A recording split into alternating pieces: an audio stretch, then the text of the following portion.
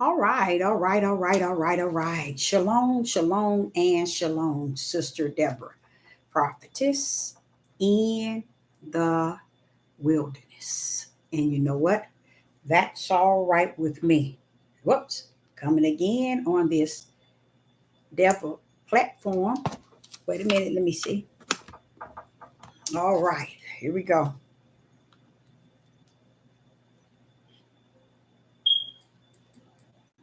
All right, all right, all right. Shalom, shalom, and shalom, Sister Deborah, prophetess in the wilderness. And you know what? That's all right with me. Coming again on this Deborah platform with another message. And I will say that this is a lovely, lovely day in which the Most High Yah has made. And I, Sister Deborah, shall and I will rest there in. I have a lovely message here today, and I don't know how it's going to level off, but I tell you what I'm going to do. I'm going to trust as I do all the time.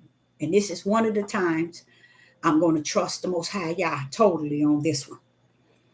And we're going to come from Hebrew chapter 1. And we know Paul is all up in Hebrew. And he kind of laying some things out. And I think about Paul in a way that I even sometimes think about myself. Paul is telling it like it is.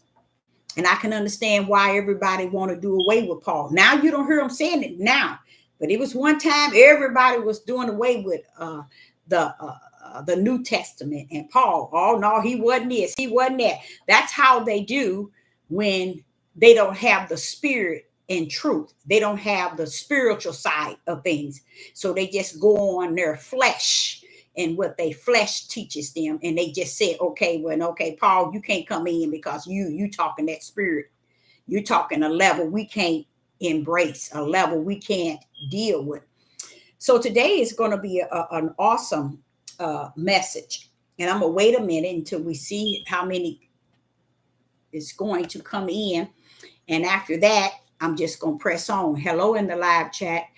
How's everything going? It's good to see you. So we're going to come from Hebrew chapter 1, and I'm going to reveal some things to you because what Paul did, I like what he did. I like what Paul did because what I see that Paul did, Paul began to, and he's doing this to the Gentiles. So this lead me back to what the Father was saying, that he had already invested it in them. So if they going around in this day and time like they don't know, he said that's on them. It was invested in them. I gave it to them from the beginning. That's what he said. So he said when he said that they took what he invested in them and they took it and made it unrighteous, that which was righteous. And I'm like, in Romans chapter 1, I was like, they did that too, didn't they? Yes, they did, Deborah. Yes, they did. And he called them out. He said to the men, Paul called them out that the Father said that they had turn righteous into unrighteous. And I was like, see, this thing didn't start in this land of your captive, y'all. I know y'all want to make everything about the land of your captives and so on. When you finish, why do you think he's going to separate the wheat from the tare? Why do you think he's going to purge? Why do you think Father's going to separate the twos? Let me tell you why.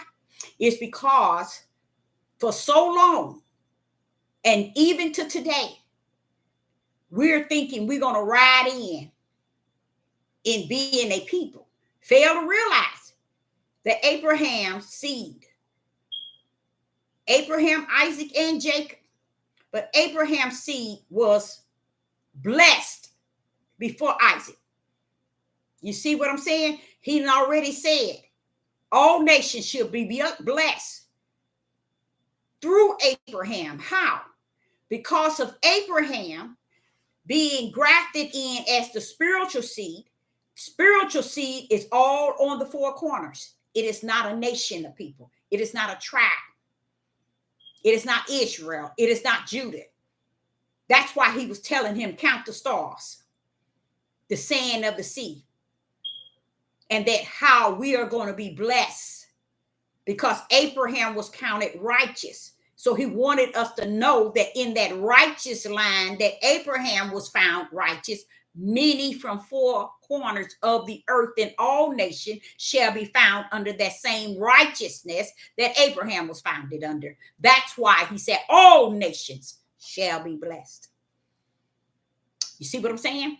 So it's a lot of stuff that many Hebrew Israelite cults and organizations and group that has taught many. And I notice one place they go to the men. Because see, they can deceive the men easily. I know they told you something about Eve in the garden. All that y'all got to know. Y'all have to let the Ruach check you in that to get you to understand really what took place. I think Eve was the scapegoat. I think she was the scapegoat. And the Roman Catholics set it up beautiful, even to the point where they let Eve be the scapegoat and the guilty one that caused it, but turn around, who do they worship? Mary. They worship Mary more than they do y'all. You get what I'm saying? So you see what I'm saying? So you got to also understand, even though they put stuff in there and smear truth, it takes the light to come in to reveal darkness. And the light is the Ruach HaKodesh. Okay? It is the light. I want to inform you all, we're going to come from Hebrew chapter 1, and then we're going to go over in Exodus, because I think it's going to bring a closure to many of you who really believe that the Exodus of yesterday is like until the one we're going to come up on, because you've been taught by darkness and darkness still rests in you, you don't see any other way but what you so used to hearing and believing. But the truth be told, these are two different Exodus. Totally different. Totally different. Only thing there are alike, he's bringing us out of a place that we were once stuck in, captured in, okay? That's the only thing that's the same as Exodus. But the Father, when I was doing the study under him, I did a video trying to explain where I'm going to be coming from. And when I was doing my study, I realized that he wanted to take me over to the old. You know how they be talking about Torah? You know, this is why I said they don't know nothing about no Torah. Because what they did not understand is the example in Torah, in Exodus, regarding what we're about to talk about now is totally different. Okay, and this is not this is not about the Exodus out of here. It's what I've just explained. Yeshua versus Hamashiach. Okay, Yeshua versus Hamashiach. I believe that with the help of the Father, because like when I break this sort of stuff down, I need a reader, to be honest. But I asked the Father, if it be his will, you gave me this study, help me to how would I level this thing off? And I'm hoping without a doubt, and I'm trusting that he's going to give it to me so that I can bring it forth and plant it in someone so you can understand something that you didn't understand. And what I'm gonna tell y'all, it's gonna be a shock, because what I saw Paul do and what I'm seeing Paul do in Hebrew chapter 1, I'm seeing him teaching this thing in a way that you can understand who is this son. Who is this son? And it's beautiful, because it goes back to what I told you the Father continued to tell me. If they missed yesterday, Deborah, they'd have missed the whole thing. Because it appeared to me that Paul is talking about the same thing in Genesis 1. He's talking about it, but he's bringing it updated so that we too may know. So I'm going to try to, with the help of the Most High Yah, I'm going to try to cover this in a way that I'm going to need your help in the live chat to kind of help me in this, because I'm going to ask questions, and I'm just asking the question to know if anyone out there know the answer. It's not answering the question as if I'm testing or trying someone. And from where I stand, all this that he gave me this morning, let me tell y'all something. I had no idea Paul was revealing something so great. And how he let me measure it, he had me go back to Torah in Exodus in chapter 12 and break it down. And I'm like, oh my Yah. Oh my Yah. He broke something down that I didn't see in time past. Okay, so I didn't have the fullness. Now we're going to come from Hebrew chapter 1. And we're going to start with verse 1 in Hebrew chapter 1 and verse 1. And we're going to go all the way to 14. And we're going to break it down. Okay. And then we're going to go over to Exodus chapter 12. And I'm going to show you the difference in how we thought as people that what Hebrew chapter 1. You know what? I need to stop saying we. I really need to stop saying that. I'm going to bring forth something different in chapter 1 that in Hebrew and in Exodus that has not, how would I say it, has not been revealed. And I'm going to show you pictures, and I'm going to enlighten you. It's almost remind me the time I thought that I had this faith. Oh, I had faith. Oh, faith. That's when my son committed. He committed suicide. My oldest son. When that happened, I was standing firm. I mean, just as firm as you see me now. And the questions was, do you see what had happened? Your son, your son committed suicide. Your son, or he going to die, or he going to hell. I heard everything, you guys. But I was so humble, thinking that it was my faith that was causing me to be humble, until I went back to the room where he hung himself, and I sat on his bed, and I said to the Father, take me there. And I said it over and over until I found myself in a total different vision. And in the vision, it took me first. It came through like a rushing wind. You could hear the wind flowing like a heavy one. And all of a sudden, I found myself in my son's room where I was. But I was in a vision, and I saw over in the corner of this big gray face was laughing. And this thing was laughing and laughing and laughing and laughing and laughing. And I looked over to it, and it was just as happy and laughing and ugly. It was like a monster, but it was a great big old face with a long nose, but it was not a long nose, but a pointed nose. And it was just as laughing, like happy. Then all of a sudden it frowned up and got mad and disappeared. So the Father was in the vision. He said, Deborah. He said, the face was Satan. He said, you've seen that face before. And yes, I do remember as a little girl, he showed that face to me when I was a little girl. One time. And he said, you know that face. I said, yeah, I know that's Satan. That's the devil. He said that face was happy because he thought he had your son. He thought that your son jumped off the mountain. But Deborah, that's why Yeshua went up the mountain, so you won't have to. So that's why he's laughing, because he thought he had him. And he said, when you saw him frown and get mad, it's because you realized he didn't have your son's body dead, fallen, jumped off the mountain. The Father was explaining to me jumping off the mountain. He didn't get him he thought he had him. Because my son jumped off the mountain, he thought he had him. And the Father was explaining to me, I got him. I caught him. And then he began to show me in him catching him. that, Deborah, you don't have faith, baby. Faith is what I have in you, not you having yourself. So don't think because you're holding up well that that's you. That's not you. That's me holding you.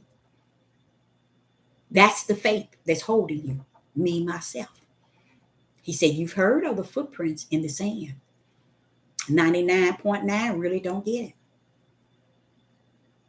The footprints was me carrying the whole situation, which was heavy, because when it's dealing with something like that, that's heavy. And he was just letting me know, you ain't got the faith, baby. The faith got you. That's when I learned. How many years was that? 30 years ago. That's how I understood faith, is understanding that I didn't have it, it had me.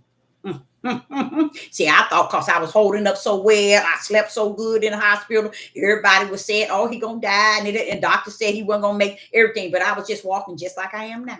And the Father wanted to check me and say, in that vision, he told me, you don't have no faith, baby. Faith have you. And then that's when he broke down the footprints. He was saying that was me carrying your whole issue. That's why you look the same. You look like you ain't gone through nothing. I'm carrying the issue, not you. He had to break that down to me. Then all of a sudden, you heard that wind. I was in it was like it was a heavy wind. And all of a sudden, I'm back in my son's, still in my son's room. And I went into repentance, y'all, because I thought all that time that was me upholding myself. And the Father said, no, it was me. Okay. So even then, we have to be careful in how we think things are really about us, because that's what we did. We made everything about us, and because we think we stand and we got this, we doing this, we had it, we can go to here and we can go there, and but baby, let me tell you something. Those things are things of the flesh. We need the Most High God more so than anything. I need to get into this message, because this message is going to take me into a total different atmosphere. It really is. So when we come in from Hebrew chapter 1 and verse 1, as I see verse 1, chapter 1 and verse 1, it says, Yah who at sundry times. So when he says sundry times, what is he actually meaning when he says Yah who at sundry times? What he's actually meaning is in the old, okay? Sundry times mean in the old, okay? He says, and in diverse manners.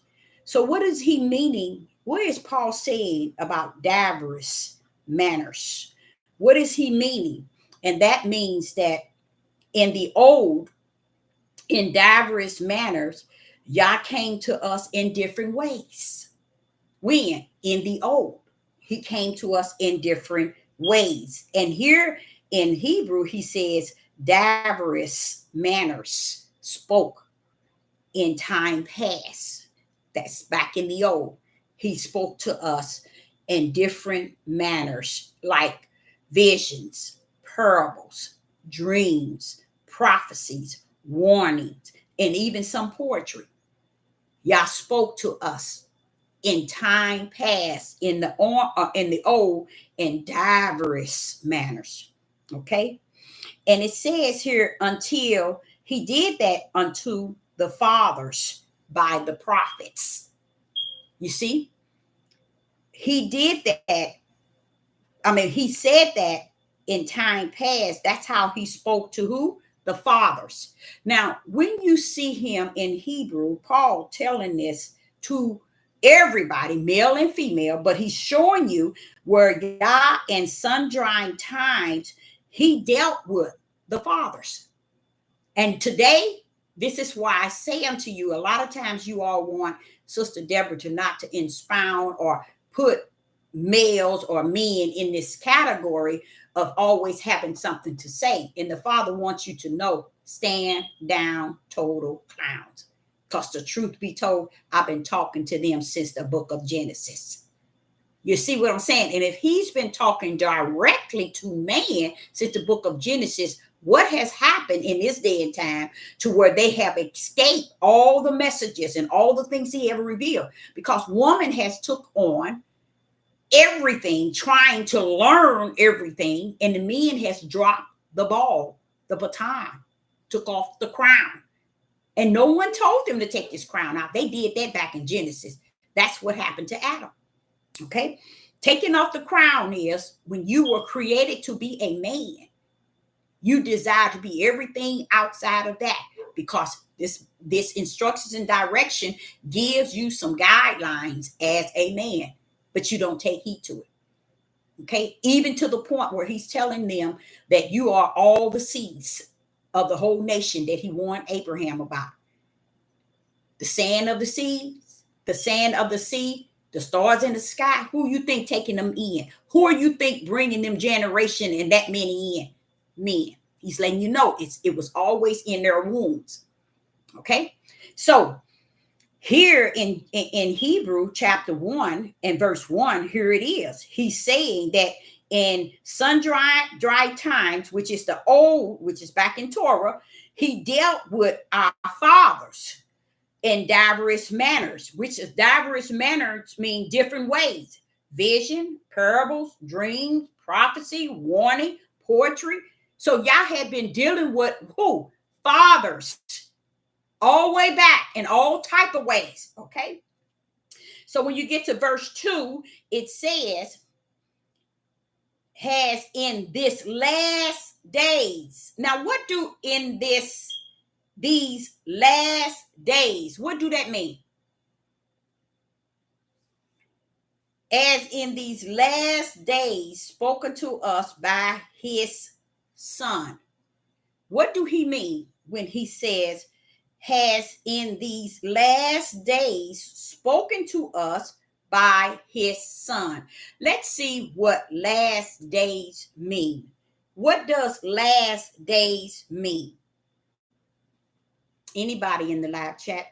He's saying that in these last days, what does it mean? These last days, he's spoken unto us by his son.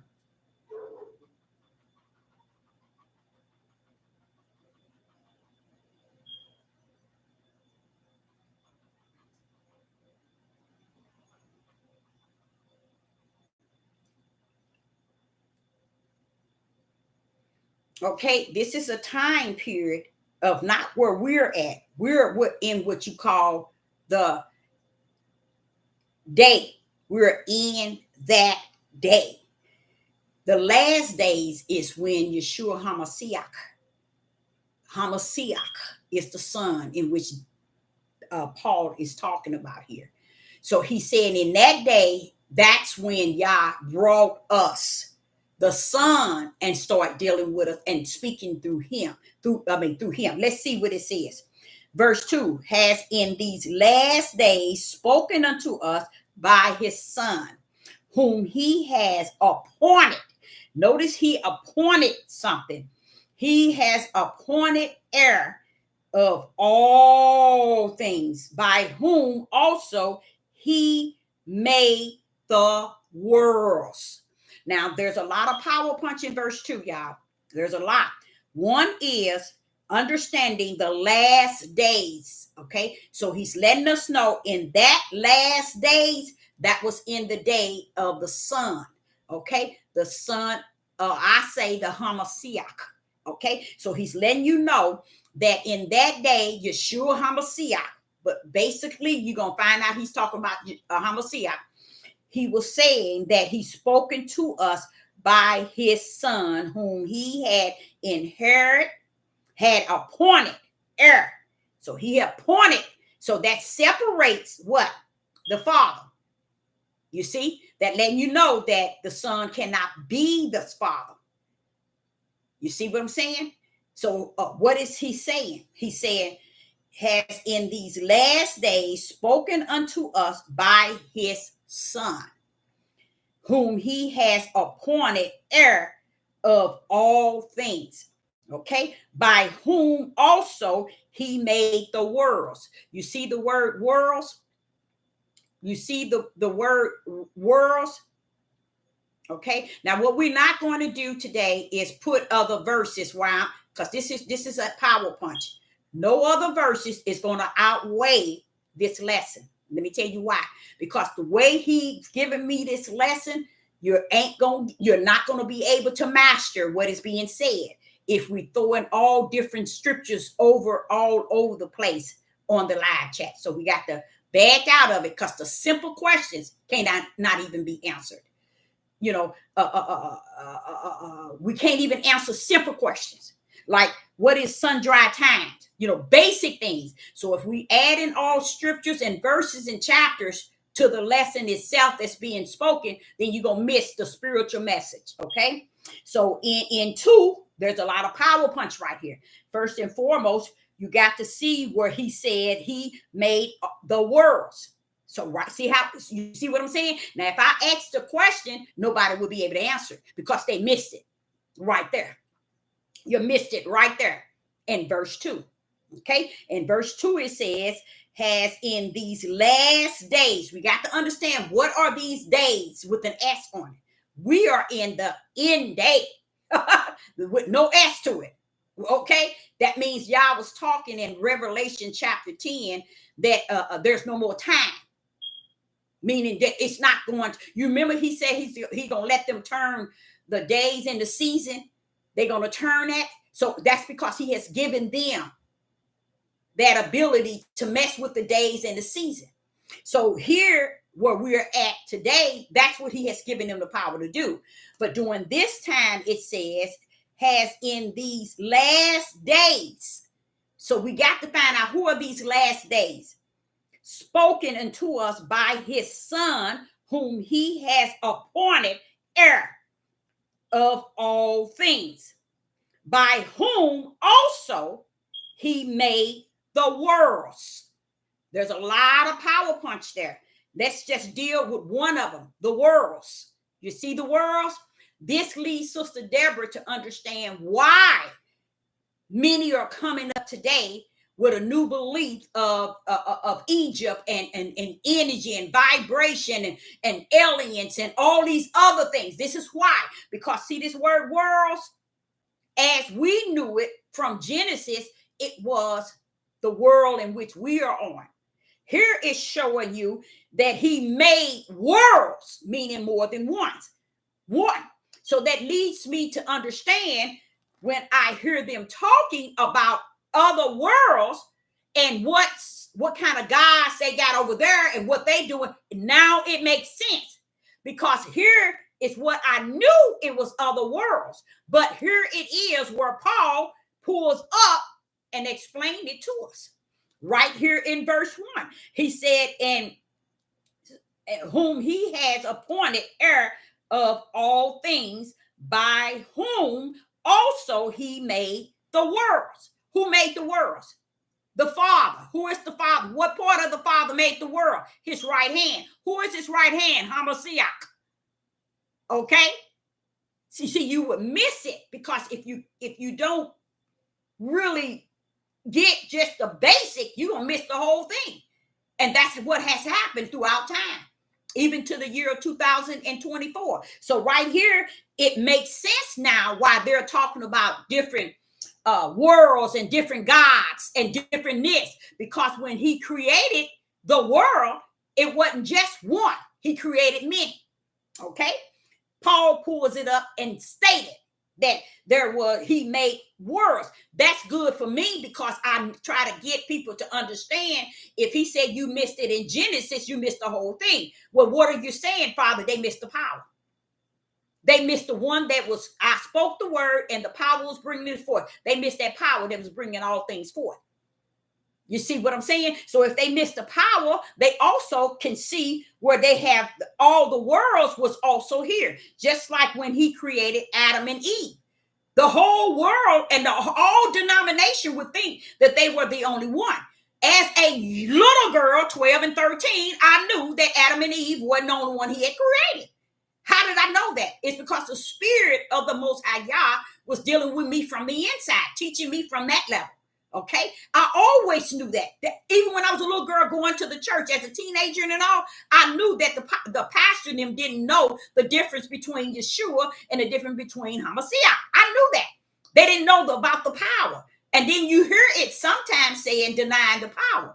But I like the power because that tells you really who's who and what's what. I'm going to be honest. Because the power identifies who's who and what's what. So when you get here, he said also he made worlds more than once. So that's why when I hear today all these people pulling up saying, no, it's another world. It's another world. We ain't the only one. And there's gods over there. And this one is called this. And this is called Antioch and all this old. This is where they're getting it from. Because he did not just do this world, but he created many worlds. Okay. So in that verse alone, you'll miss out on that because you got to understand where he says, whom he has appointed heir, all things. Who was that he gave heir, all things? See, you miss it. You would miss it. Because here Paul is breaking it down. And now Sister Deborah understand why they want to get rid of Paul. Because Paul was saying things they haven't been able to adapt to. They haven't been able to embrace. They can't bring it to their bosom because it's spiritual. And it's only for those who has a spirit to hear that ear. You see, the true servants of the Most High God that carries the mystery. That's why they can't get it.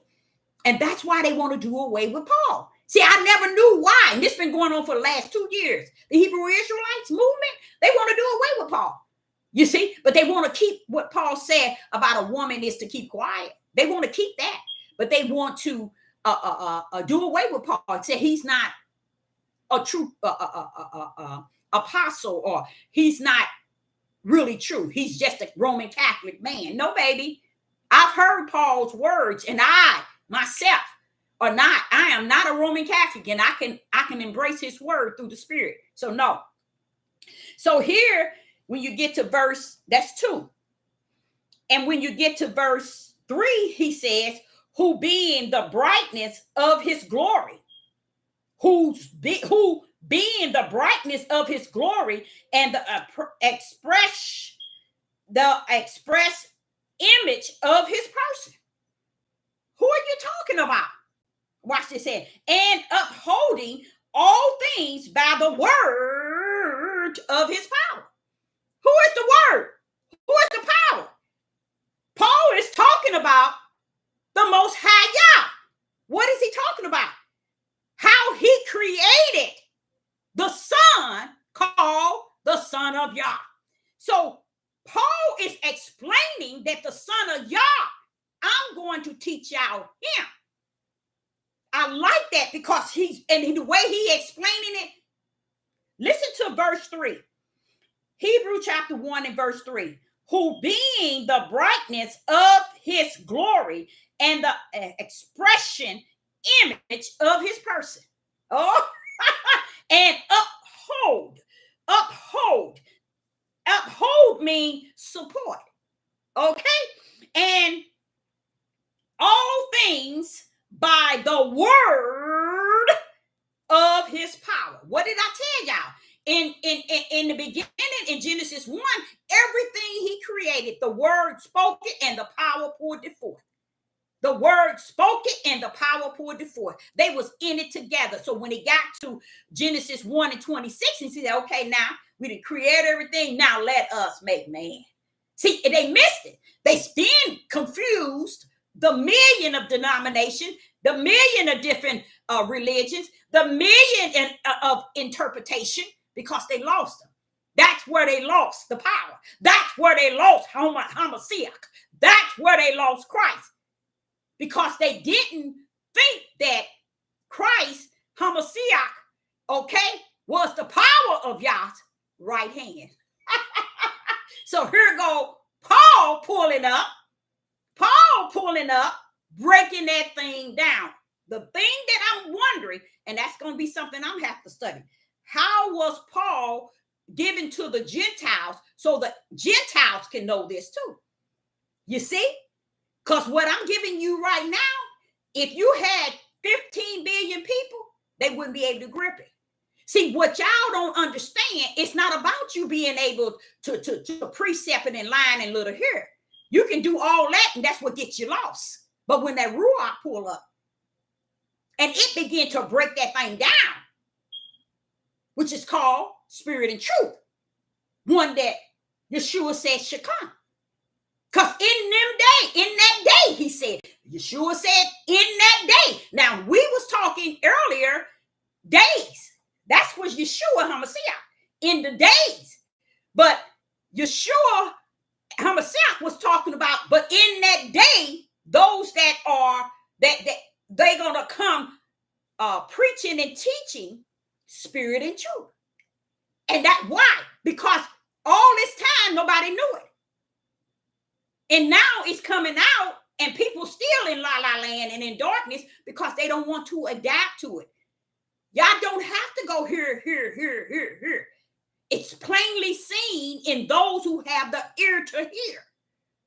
Those who have the eye to see. The eye, the singer, the one eye. Those who have the ruach can see this thing. You see? So that's the whole idea of Paul. But what I'm saying, Paul was given to the Gentiles.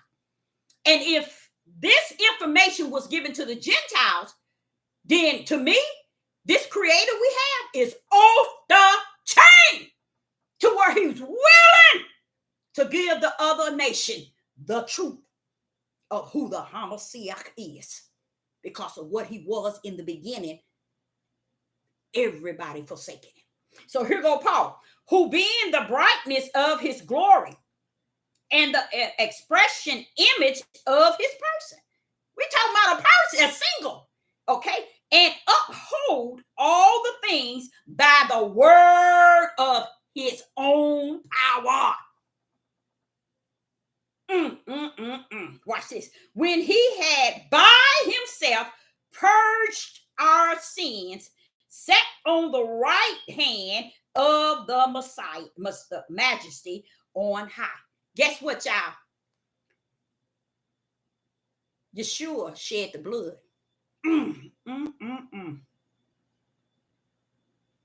Hamashiach was the power that purged. You see what I'm saying? So that's why I'm saying Yeshua versus Hamashiach. Even though they are one in the Father. When you break the two down and you begin to see the Father for who he is, and then you begin to look over here and see Yeshua Hamashiach, and you say, wait a minute, Yeshua. You look on this side, you see Yeshua, and I can look at him and I can say, you've been telling us all the time, Yeshua. You've been showing us the walk, the talk, the live, the way, and how we are to see him on this side all the time. Not only did we miss it in Genesis chapter 1, we miss it when Yeshua Hamashiach came. We miss it here now in the year of 2024. And then I'm sitting here listening to the one that he gave to the Gentiles to teach. Hold up, Father, y'all. Here he is saying the same thing. Now watch this here. In verse 3, Hebrew chapter 1 and verse 3, who being the brightness of the glory of his glory and the expression image of his person, and upholding all the things by the word of his power, when he himself, see, he himself, who is that? The one that's the word and the power. He himself purged our sin. You know why we can't see the Father purging our sin? It's because we made the Son it all. And that's the Son of Man. We didn't understand there was a Son of Yah. That's what Paul is talking about. The Son of Yah, not the Son of Man. You see? Now, does Paul talk about the Son of Man? Yes, throughout to the Gentiles. But right here, Paul talking about the Son of Yah. Okay, so he's sitting here saying, and him himself purged our sin. We know that Yeshua did not purge our sin. He just died for it, the blood. You got to understand who had that power to purge our sin.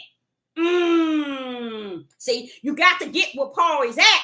And where I'm getting, and I'm kind of getting thrown off, is the fact that faith, wait a minute, Father, you mean the Gentiles was given this too? He said, I told you they know.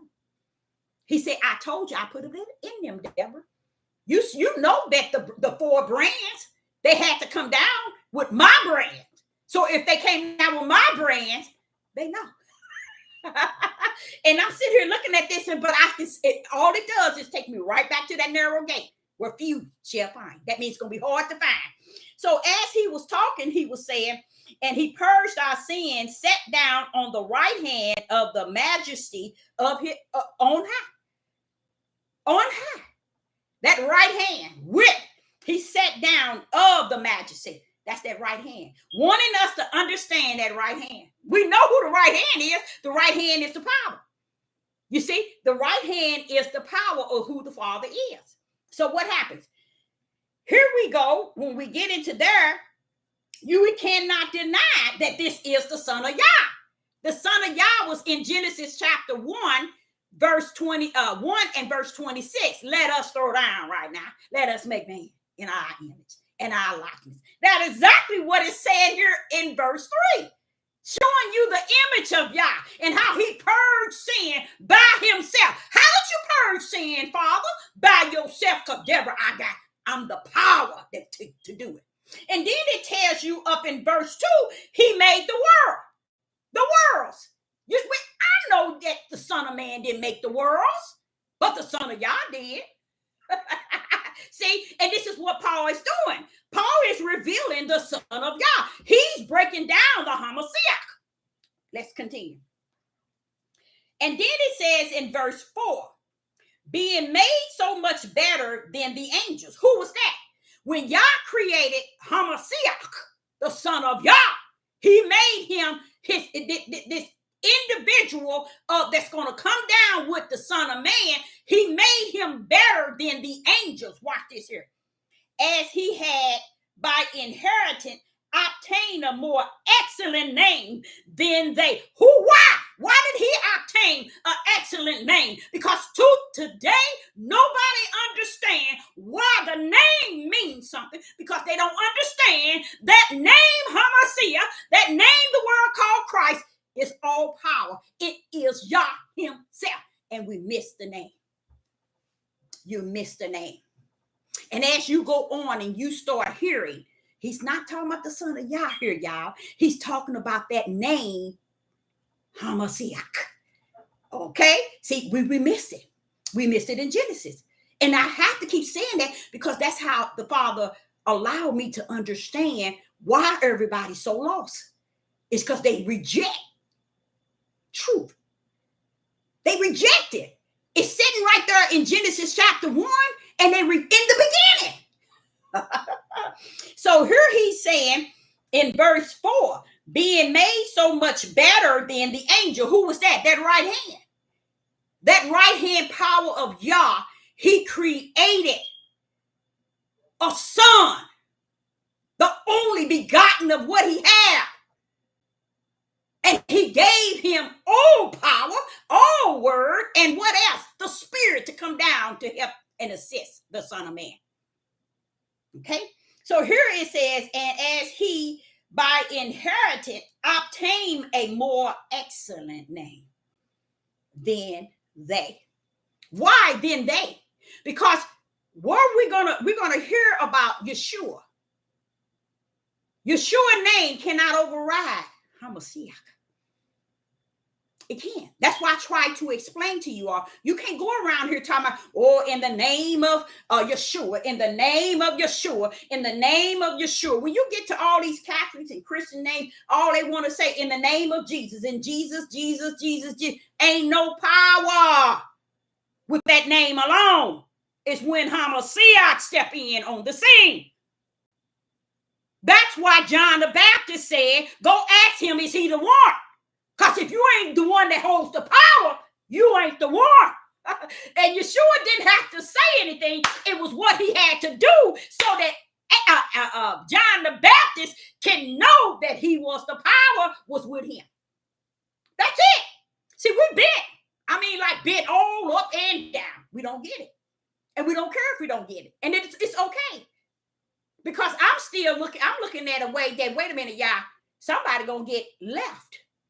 Because I cannot believe he could come and and break this stuff down to me and leave me with all of this in the world if it's no meaning to it. It's no purpose.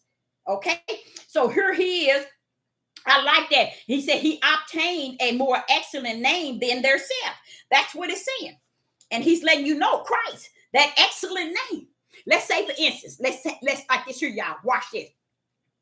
Let's say, for instance, if you have a ruach, okay, and you go into a facility, let's say a hospital, and if you go in that facility with the fullness of understanding that what the power and who the power is, you can go in there with the power and you can actually use the power on somebody that's died, somebody that has died, somebody that's dying, somebody that's sick. The reason why y'all can't see the power in the world today, because you don't know the power. You run your mouth and you think you know. You feel you know. That's that flesh, that emotions and them feelings, that interpretation. But this thing is spiritual. And all I'm telling you is Paul then broke out with it spiritual. And then the Father going to allow me to give you an example that showed you that you never knew what you was talking about and what you thought. And when he gave it to me, I said, I kept those pictures, but I threw them away because they was a white Jesus with the lamb. It's going to blow your mind to find out what them pictures were representing in this day and time. Even in our frame mind, I see the Hebrew Israelites do the same pictures, but they make the one carrying the lamb, they make him melanated. But the lamb is always on the shoulder. See, what y'all did not know, the lamb represent one, and he that was carrying him was the other lamb. So the lamb is the one on the shoulder. But who is this, Father, y'all, carrying the lamb? Hamashiach! Praise the mighty Yah. And the only way you're going to know it is when we get to Exodus. So all those lies, go on and keep living them. It's all right. I see what my Father said. It's over. Deborah, it's finished. It's over. I can see that now. And why?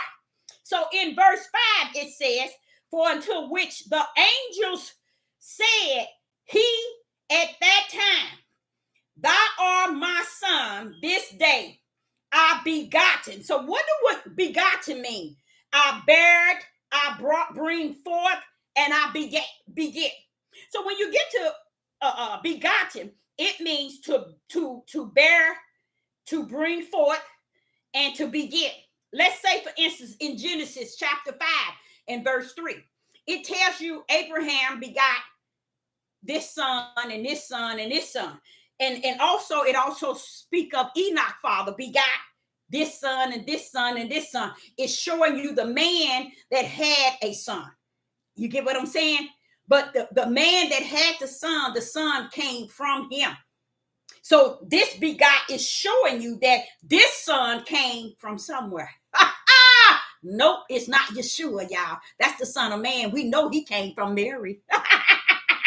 Born of the flesh. But wait a minute now. He told him there's going to be something in him. One told Mary, the one, you're going to have a son. And one told Joseph, the Holy Spirit. And the other one told Mary, you're going to have a son. And you're going to, you see what I'm saying? You got to understand it's talking about the both. But when we cannot understand the power, we messed up from not just the throw up, but from up and down and all around. We are messed up. And it's not because it wasn't here. I'm sitting here just so overwhelmed that Paul was telling it to the Gentiles. And I'm like, if Father, he telling it to the Gentiles, so they know. Yes, Deborah, I told you. Don't you teach the people the four brands and how the Gentiles was grafted in? So if they grafted in and they got branded before the foundation of the world, shouldn't they know something? You're right, Father. You're right. 100%. You're on it. So as we see here in verse 5, for until the angels until which angel of the angels said, at any time, thou art the son, this day have I begotten thee.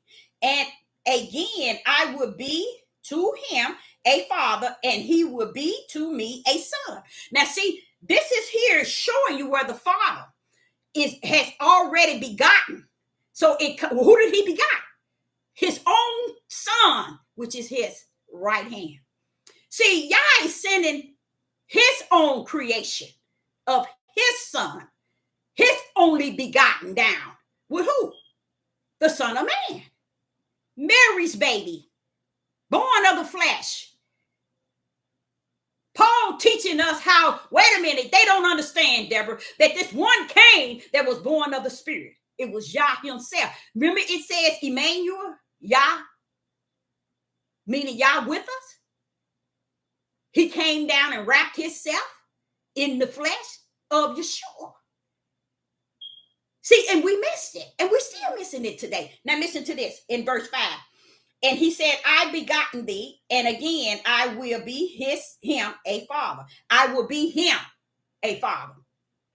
Not his, but I will be him a father, and he shall be me a son. They're going to father introducing Hamashiach. This ain't got nothing to do with Yeshua. And you're going to find it out. You had it wrong, y'all. Had it wrong, and it's okay to have it wrong, because I realize that this is why he says finish in a way that they ain't gonna get it. It ain't meant for them to get it. I said, okay, long as you know that it ain't meant, it's okay. That's the comforter for me, is to know you can preach and you can teach it. You got a lane. When you finish preaching and teaching, you still got a lane. So it's okay. Okay. So he said here in verse 7. In verse 7, when Abraham begot his sons, or beget his sons, and Enoch's father begot, when they talked about the fathers having their sons, they tell you how many they didn't have, but they call it begot or beget or begave. In a sense, the fathers, this is their lineage. So Yah is saying begot. You know, I got one that I begot. And he's letting us know that he got his, and he called it his son, because he was coming down with the son that was going to be born of the flesh, that's going to be called the Son of Man. So here, Paul is breaking that thing down real good. Now, when you get to verse 6, and it says, and again, it's almost wanting you to catch verse 5. And if you don't, it's letting you know 6 gonna bounce off of verse 5. And it said, and again, when he bring in the first begotten. Now look at verse 5. In verse 5, it said, I begot thee. You see? And then in verse 6, it says, and again, trying to remind you that what he said in 5, I'm going to bump off of it again and say it to you in 6. But this time, I'm going to say the first again. I'm going to say it again. When he bring in the first begotten into the world, he said, and let all the angels of Yah worship him. Why? Because that's Yah himself that created his only begotten Hamashiach to come down with Yeshua. And he told him all the angels of Yah worship him.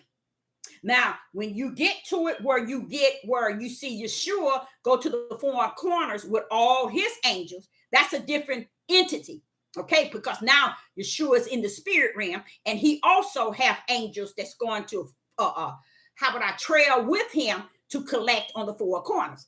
But here Yah is letting the angels understand that you're gonna worship him, because he is me. I am him. That's my first begotten. The first time I ever begot a son. And all that time, his name was Hamashiach. That's the power in Hamashiach. If you go to the hospital and you see somebody that died, or you see somebody that's dying, once you really understand who the power is, and that's what Yeshua did.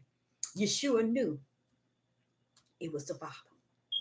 And that's why his power was so great. He always knew that it was the Father, to the point where he began to teach them, all that you see me do is of my Father. You see, he began to minister to many people, but we never accepted it, even to today. Even to today.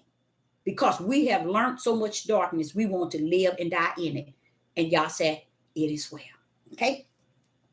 So here, I like this. He's charging the angels to worship him. Who is that? Hamashiach. Hamashiach is coming down to help Yeshua complete the mission. And I'm going to show y'all where y'all messed it up from the beginning. And I have to go back, as they say, Torah, because I'm going to show you where you missed it in Torah. Okay, verse 7. And the angels, he said, who make it the angel spirits and his ministers flame and fire. You see that? He maketh his angels spirits and his minister flaming fire. See, we're thinking we're down here. What they say, this is my life. I live it the way I want it. I got a free choice and I got a free will. You ain't got a free will, nothing but to live and die and go 6 foot under. Shut your mouth. If your will was so free, why is it you didn't know the day you come in and when the day you go out? Since you so free, you got a free will. Who gave you a will? And who told you it was free? You can't even answer neither one of those questions because you don't know nothing about a free will nor a will free. You just run your mouths. You ain't got no life. Life belongs to the Most High Yah, he that holds the whole life in his light. That shows you ain't been teaching these people, and these people out here teaching in darkness. Now watch this. In verse 7. When you see verse 7, Hebrew chapter 1 and verse 7, you see the flaming fire? Do you see the flaming fire? Let's go. Genesis chapter 3. That's the word. Genesis chapter 3. And he left it here for you. And still today, you run around here like it ain't no flaming fire that shows the way. We need to stop the line. Either you're going to live and die in darkness or get your tail out of here trying to pretend you some sort of light. Now listen to this. Genesis chapter 3 and verse 4. This is after Yah is removing Adam from the garden. And this is what he says. Genesis 3 verse 24. So he drove out the man and he placed at the east of the Garden of Eden a cherubim and a flaming sword, which turned every way to keep the way to the tree of life. When we stand on this earth and lie there, we don't know the way. Where is the way? I don't get the way. Look back in Genesis chapter 3. The way always had a flaming sword so we may know the way to life. He said, Deborah, didn't I tell you? I put it in there. It's always been there. Here go Paul speaking of it right here. Listen what Paul says. And the angels, he said, who make it the angel spirits and ministers, which is true. I told you we were angels. Even Satan's came down. There are those that he sent as the seed of Satan. As time go on, he sends him more. So if you live in a life where you're a pastor and you're living as the darkness as in the flesh, well, he's gonna send you many people to help you out. And he's sending some seeds to Satan, so he's gonna send you some of Satan's seeds. You're gonna get help. Hold on, you're gonna get some help. Okay, now in verse 7, Hebrew chapter 1 and verse 7, and the angels, he said, who make it his angels spirits and his minister a flaming fire. He know what he put down here. He don't need us to justify, clarify, and identify who he is. He's totally righteous in everything he say and everything he do. And I like that because it's several scriptures in this here book that you can see the flaming fire. And when it started off in Genesis 3, I said, but Father, that's in Genesis 3. He said, yes, that shows you I've been put something there so they'll never lose their way. They don't want the way. That's why. The way been there. Here go Paul sitting here speaking about it in Hebrew. And verse 8, but until the Son, he said, thy throne, oh Yah. See? Wait a minute. You talking to the Son. Wait a minute. Hold up, Father Yah. Hold up. We're going to, hold up. Verse 8, but unto the Son, he said, thy throne, oh Yah.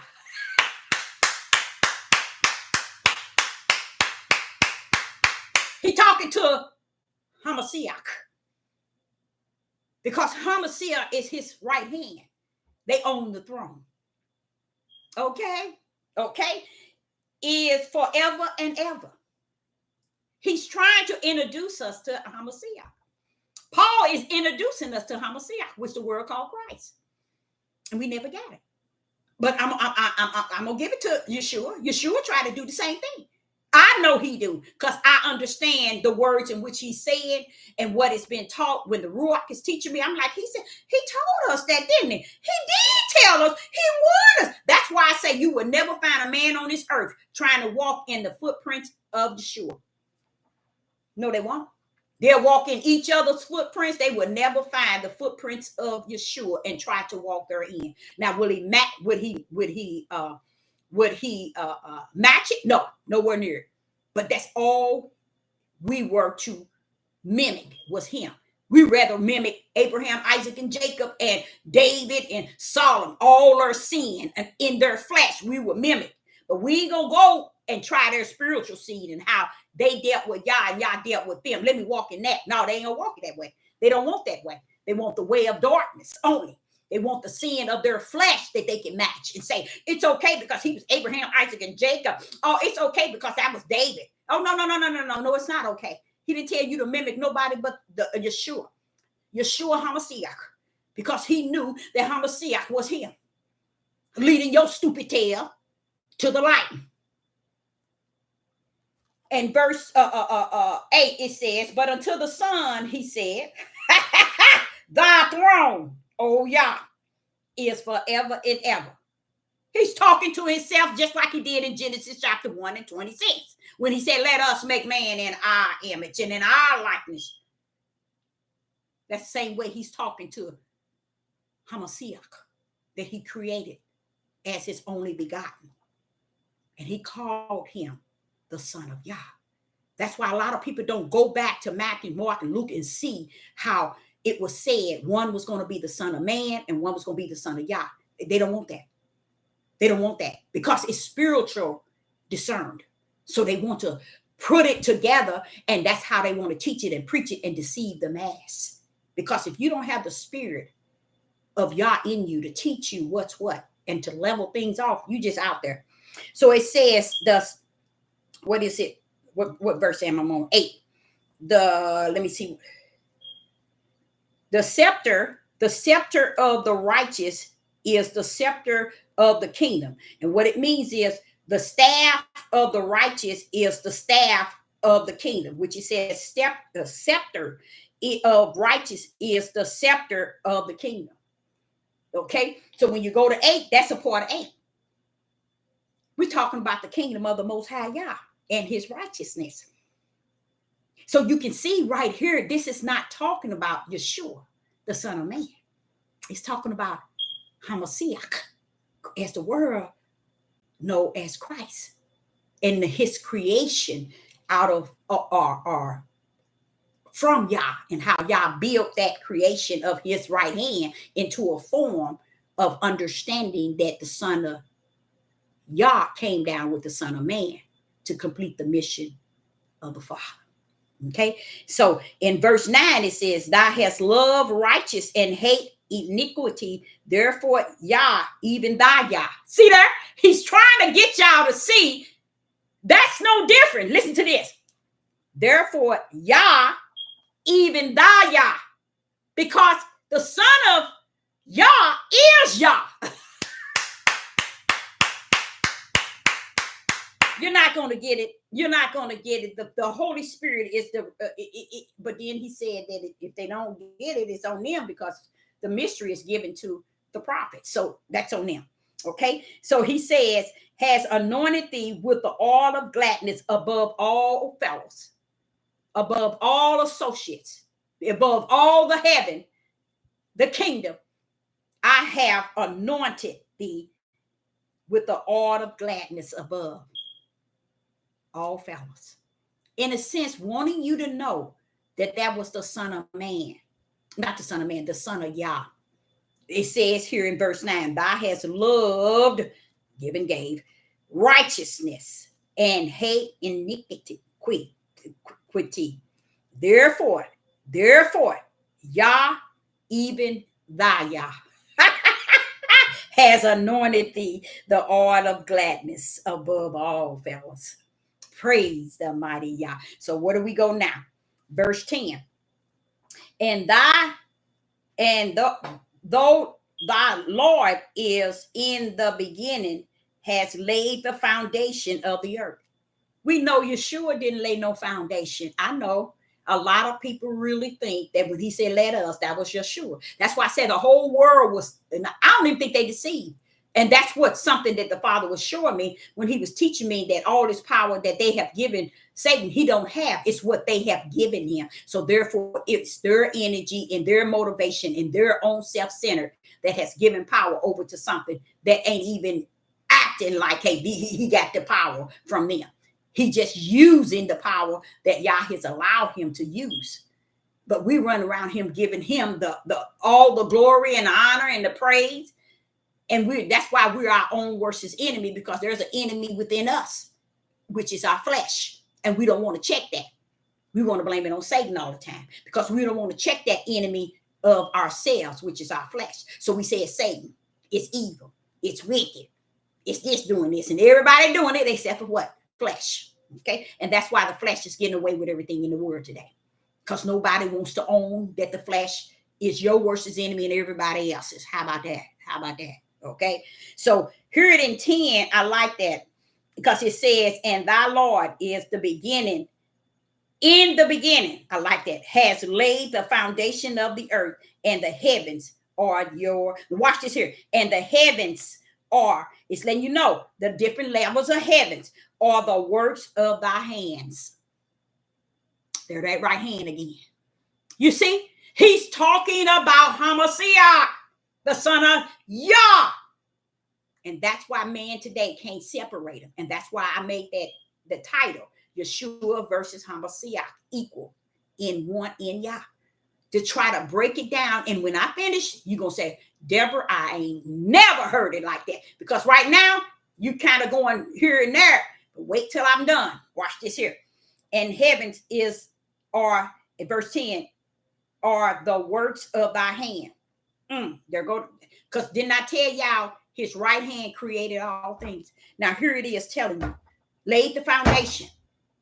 The work is in y'all hand. His right hand created everything, y'all. That's that power we keep forsaking.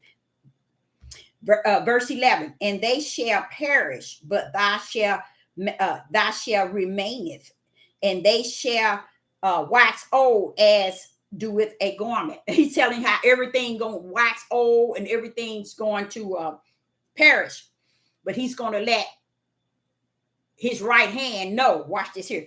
And as that vesture shall thou fold them up, and they shall be changed. That means when we're going to change from this body to the spiritual body, but thou art the same, and thy years shall not fail. That's that right hand, y'all. He's letting him know, I'm assigning you as the son of man. I mean, the son of Yah, to come down with the son of man. And you're not going to age. You see? You're going to remain the same. Okay? Verse 13, but to which of the angels he said at any time. Watch this here. Now, anybody in the live chat, if you can answer this here, I'm going to put this out, even though I don't think you're going to be able to answer it. But I'm going to put it out to give you all the benefit of the doubt. In first Hebrews chapter 1 and verse 13, But to which of the angels said he at any time, sit on my right hand till I make thy enemy thy footstool?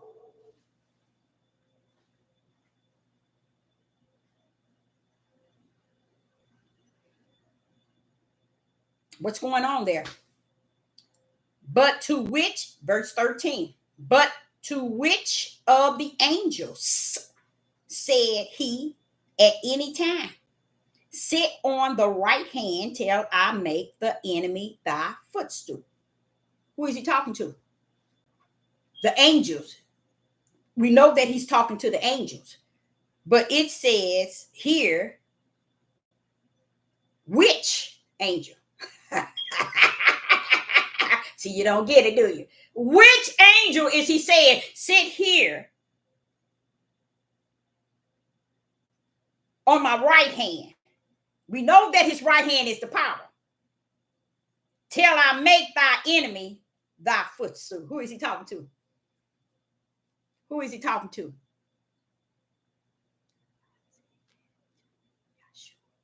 Yeshua. Yeshua. Yeah, exactly. He's talking to the Son of Man. Yeshua. That's who he's talking to. Why? Because he was an angel, you guys.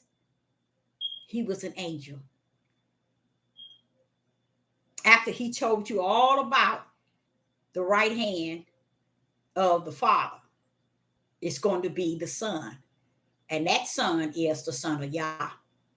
Here it's telling you, but to which of the angels, with an S, said he at any time, sit on my right hand till I make thy enemy thy footstool? He's talking to Yeshua, the Son of Man. Why? Because he was an angel. That's why it says, which angel was it? It was Yeshua.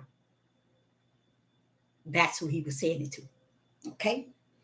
And then you go, because you know why? You also have to understand. I'm going to show you the mystery in it. And that's why I said, be very careful when you come to this page and you fall out in the deep woods somewhere and you're thinking you up on land. Be careful. Because here in verse 14, it says, in verse 13, it says, but which of the angels, as if there's heaven had angels, okay, said he at any time. So it's an angel that he was saying something to. And it's giving you an idea, asking you the question. Look at the question mark at the end. It really, like I did to you all, I asked you the simple question. Here go Paul doing the same thing. See, Sister Deborah ain't failing. I can't, because he moved me to a second level. Not a second, but up to another level. So that's why I'm bringing it to you the way that I'm bringing it to you. You get it or you don't. It don't matter. Sister Deborah got a lane to run in. Okay? So here, if you see verse 13, I'm going to break some things down that you don't see in verse 13. But to which of the angels said he at any time? So which angel was said, was Yah saying, sit on my right hand? We know what a right hand is. It's the power. Till I make thy enemies thy footstool. Which angel? But listen to this. Listen to this. This angel can't be the angel or the son that Hebrew chapter 1 all the way up until Hebrew chapter 1 verse 1 and through 14. This angel is not the one that's covering the whole Hebrew chapter 1 all the way to verse 12. This angel is a different one. This is Yeshua. He was an angel. He was considered the angel that he used to be the lamb that was slaughtered before the foundation of the world for the blood sacrifice. You see? So that's what he was used for. The Son of Man was the blood sacrifice, and the Son of Yah was the Redeemer. the power that brought us in. Okay, so watch this here. This is why when you look at 13, when we show you the mystery, it's the word make.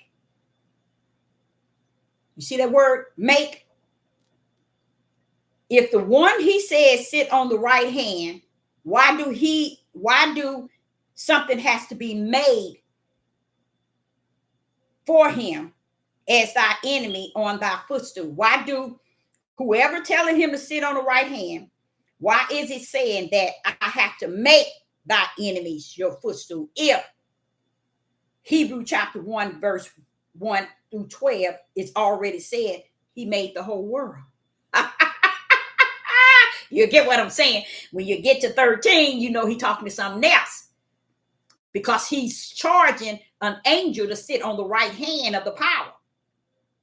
Okay? Until I make, wait a minute now, if Yeshua is Yah, if Yeshua is the son of Yah, which you just explained to us, the son of Yah created the world. So why is it Yeshua needs to sit until something is made for him? That's what that's telling you. Right in the throne next to the right hand is Yeshua's throne, because he's the lamb that's going down. Okay? As the sacrifice. And he's telling him, sit here. And that's why it's telling you, he said it to an angel. Until I make. Well, how can he make Yeshua enemies his footstool, when if Yeshua created the whole world, he don't need nobody to make his enemy his footstool? You created the whole world. That shows you Yeshua is not the son of Yah. He is the son of man, an angel, mission as the lamb. Okay? Now I'm going to show you something, and it's going to change your whole outlook. Verse 14. Are they not all ministers, spirit, sent forth to minister for them who shall be heirs of the salvation? Yes, we are. That's what Sister Deborah is. I'm an angel that came down with the spirit and the breath of life to be a minister, a servant of the Most High Yah, for those that are heir to the salvation. That's what I'm here for. That's why he tell me, hey, you don't have to do all that. I already know who's who and what's what. You got to land. You can give them what I give you, or you don't have to. But he said, since you're still in the race, you can give it. But you got to land. Just like he told Abraham, bro, you are already counted into righteousness. See, y'all don't think y'all has that power. That's where the problem is at.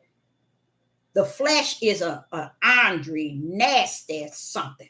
It don't want nothing beyond what it can control and believe and manipulate and feel and emotions. Outside of that, it ain't got no dealings. Now, here we go. Pull it up, Deborah. Show it to them. Now watch this. Now I'm going to show you something. You know how Sister Deborah have told you all everything Yah does and bring down, he bring down in twos. Okay? When Yah brings something down, he bringing them down in twos. My ideal is, I thought that, okay, the lamb and the lamb, twos. But what he was showing me was this, the son and the son. Watch this here.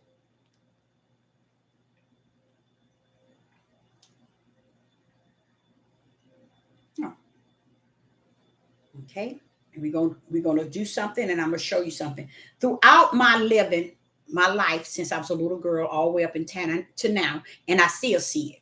Sometimes I see it where this same looking man, he has the lamb, and the lamb is crossed here, and he's holding his legs, but the lamb is bleeding by the mouth. I need you all to tell me if you ever saw this picture before.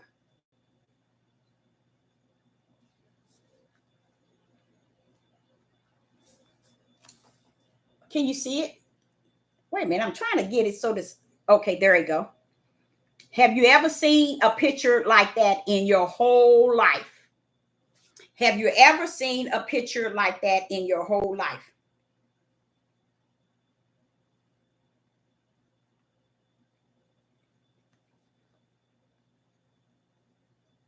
Okay, wait a minute. Coming up throughout my life, I've always seen these pictures, and these pictures always had a European man with a lamb. The picture that I was looking for was the one he had across his neck. And that was one I saw too when I was a young person, and even now. But what happened, that lamb would be led and he'd have him tied and he'd be around his neck, and the lamb mouth will be bleeding. Okay. And this is what that lamb looked at like when I used to see that all throughout my lamb. You see how that lamb, that's a slaughtered lamb. That's what I normally see around that European's neck. This here. Okay.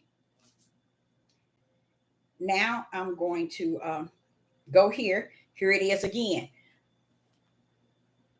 This is what we see throughout the times in life.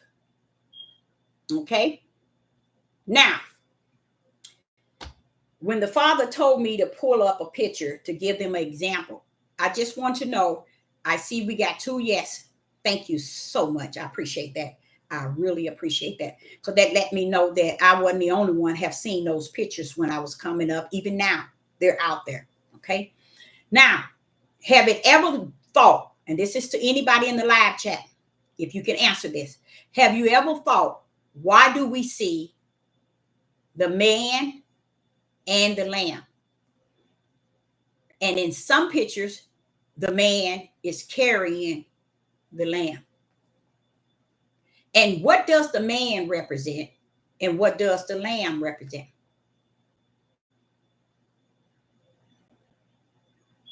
I'm going to leave that open. I'm going to sit back. Because that there, come on now. What do you think? Let me pull the picture up again. Throughout not thousands, hundreds of years, you always seen these type of pictures. You always seen it. It always exists. It's everywhere you go.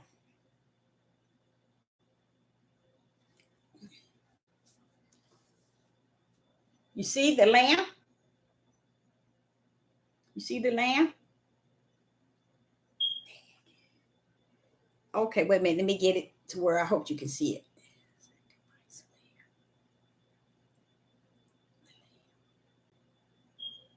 Okay, you see the lamb?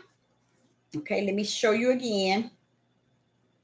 Now, I was trying to pull up again the picture that where I used to, when I was young, the lamb used to be across the neck. Have any of you all seen it where the lamb's across the neck and the lamb is already slaughtered and a little blood is hanging off while he's over the European's neck? Have you all ever seen that before?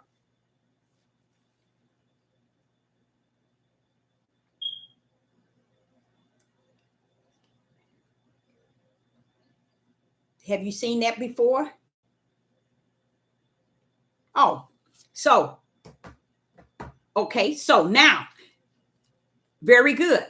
It is the Son of Man. So it is the Lamb, right? All over the world, from all 4 corners, you'll see a picture like that of he that, let me show it one more time. And I'm going to be honest, this is not something that just started today. This has been all over the world. All over the world. Whether you want to portray that it ain't what you see today, that's on you.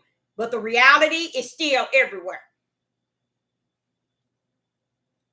I'm not saying that that's the Son of Man as far as Yeshua, because we know that he's melanated. So we know that ain't him. But you see that? This is the picture that I, as a little girl, until I'm right now 63, have seen. Not just that one, but many more. I've seen the one, and I bet if you would go onto Google or anywhere, you'll see the lamb around his neck. This is what has been around for years. Now, watch how Yah bring it forth before you. Now, someone says idol. What is idol? Okay, so when one said the lamb, Yeshua, very good. The sacrifice, the lamb, very good. The Son of Man slain before the foundation of the world. Very good. But I'm trying to figure out the idol. Where did that come in? Okay, now, guess what, y'all? Guess what? You know what the Father shared with me today? Now, I'm going to be honest. I didn't pay any attention to him when he did share it with me 2 years ago. I didn't get into it. That's why I know I'm not at the same level I was yesterday. I'm at a different level. I'm where he brought me. Okay. Guess what I found out? And we're going to go to it. Exodus chapter 12. Let's go to Exodus chapter 12.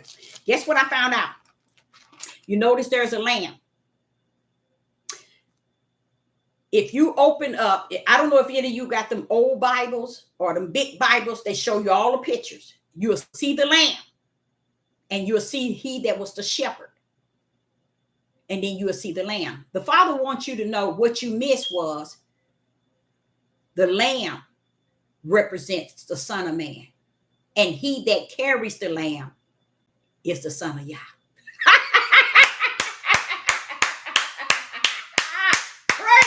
The mighty Yah. Y'all missed it. You're going to miss it, and you're going to miss it, and you're going to continue to miss it. You see? So that's how we missed it, y'all. We insist on not believing in the power. Now, he's sent two down. One is carrying the other. Why? Because the one that's carrying the Son of Man is the Son of Yah with all power, all word, and all spirit of the Father. Every picture in the whole wide world is when it's in these books and in the reality of a lamb slaughtered before the foundation of the world is in the hand of an individual. And we never knew that the man that the lamb hand is in, even though he slaughtered, was the Son of Yah carrying him all the way. All the way through the sacrifice, even raised him up from the dead. That was the Son of Yah. Yah with us. You see? Remember the footprints? We wonder why the prints are there in the sand. Because we didn't know who footprints there were. And this footprints is showing you somebody was carrying you. It was Yah. How many of you got that footprints? How many of you got the pictures or the word, the footprint? Is it the footprint board? Everybody has it somewhere, even if they don't have it a picture in their house, somewhere in your house, you got that footprint. You had it, okay? So the footprints, you notice, is on the beach, but yet you see the footprints, but you don't see no one. That's the same as the lamb. The lamb was the Son of Man, and he that was carrying the lamb, which is shown all over the world, was the Son of Yah. You see how far you all are from truth? That was the Son of Yah carrying the lamb. Now, when I do get the pictures, I'm going to pull them up out for Google, where you're going to see him, got him wrapped around his shoulder and blood coming out the lamb's mouth, and he holding the feet of the lamb. That's to show you that something is carrying the lamb. Well, who is the lamb? Yeshua. He's the blood sacrifice. You get it? But who carrying him? The Son of Yah. See, the heathen didn't know how to picture it, but they knew what they read it, but they didn't know how to set it up so you can get it. You will never in your life see on this earth Yeshua being a lamb by himself. The lamb is going to be carried by a man. And he wants you to understand that was the twos. I sent the Son of Man and the Son of Yah to work my mission as two. One is the lamb and one is the redeemer. It had to bring Yeshua back to Yah as well. Remember the sacrifice on the cross? It needed be for us to be redeemed, but he had to lose his flesh life. That's why Hamashiach went into the grave and waited the 3 days to raise him back up. You see? The footprint in the sand. That's the name of it. Now, watch this here. You get to Exodus. Now you finna get messed up. It's finna show that you really didn't know nothing. Exodus chapter 12. In Exodus chapter 12, he was trying to explain to you all again. In Exodus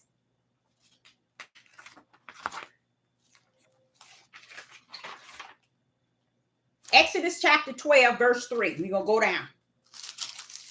In Exodus chapter 12 and verse 3, and we're going to go down. And you're going to see the example identical to what, what's his name? Paul was speaking about. See, Paul was giving all that. And you know what? The Gentiles might not still got it. You see? Because the gate is definitely narrow. Okay? Because I'm sitting here looking at Paul breaking it down. And I remember the Father was telling me Genesis 1 breaks it down too. They just don't get it. Because they don't want to get a power to the Father. They want to get a power. Just like back in the days with Yeshua. They didn't mind him that being Yeshua, the Son of Man. You can say you're the Son of Man all day long. But when you said you was Christ, they said, you ain't the power. Come on here. It's time to fight. You ain't no power.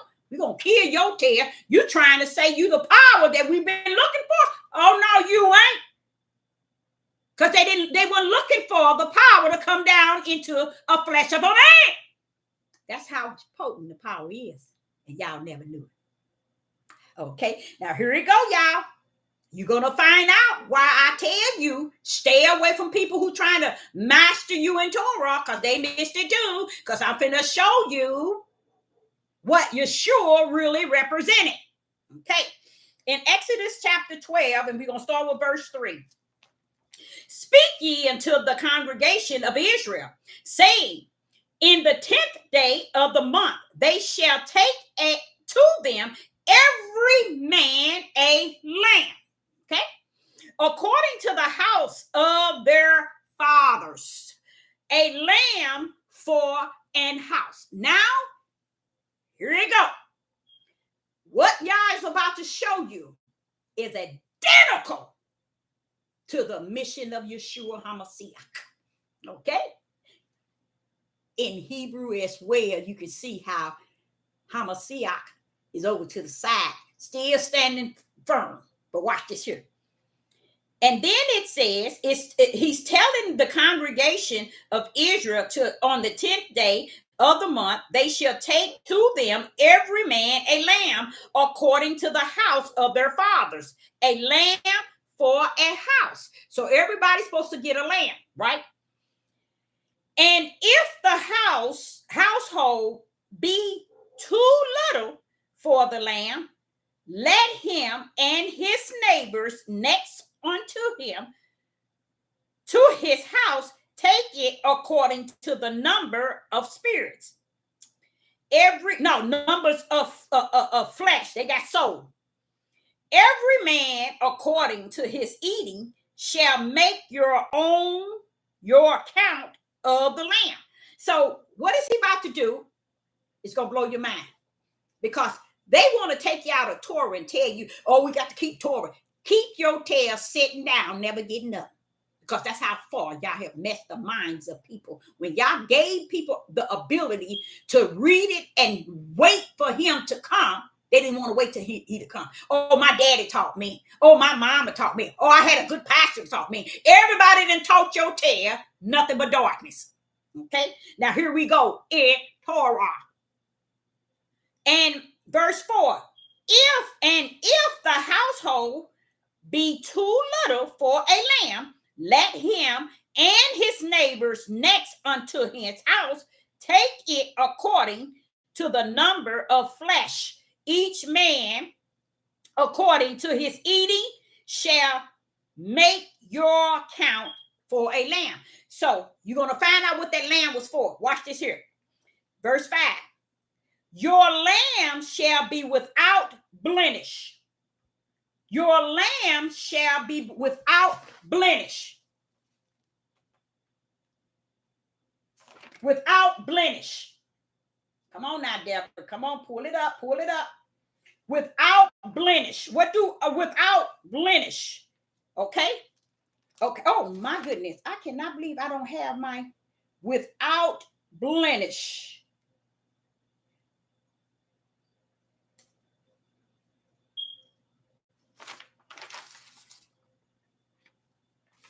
Hold up. Hold up.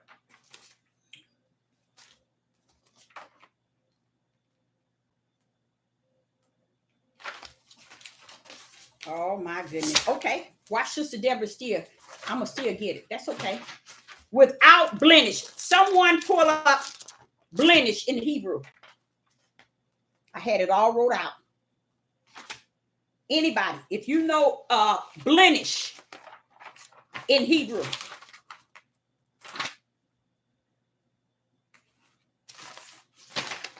Okay, that's okay. That's okay, Deborah. Let's go. Let's go. Oh, it looks like it's on the floor. Nope, that's not it either. Okay, blemish. Okay, let's go back. Let's go on back. I'm not going to get no one to pull that one up, okay? And that is, we in verse, I'm going to go on, I'm going to press on, because I can see there's going to be a big lacking in the live chat today. But I'm going to go on and press on in the name of the Most High Yah, because Yah's going to prove a point right here. In Exodus chapter 12 and verse 5, your lamb shall be without blemish, okay? Out blemish is identifying that it's going to have to be, come on now, Deborah. I insist on having that. I know that I had that wrote down, blemish in the Hebrew. Let's move on. Let's move on. Blemish in the Hebrew, okay? And not only that, it has to be a male. Blemished.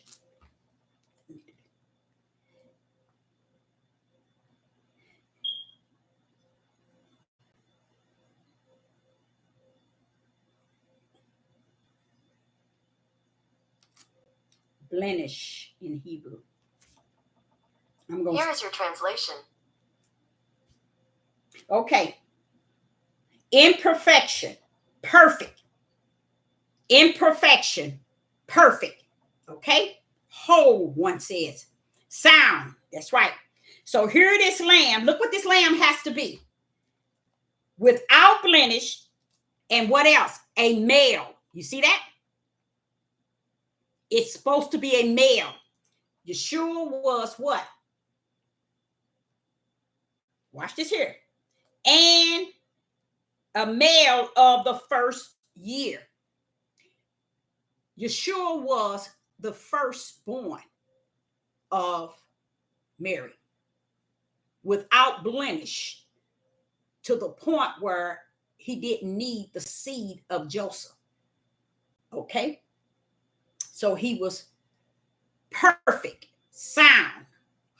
What was my definition? Flawless. Okay? That's who Yeshua was.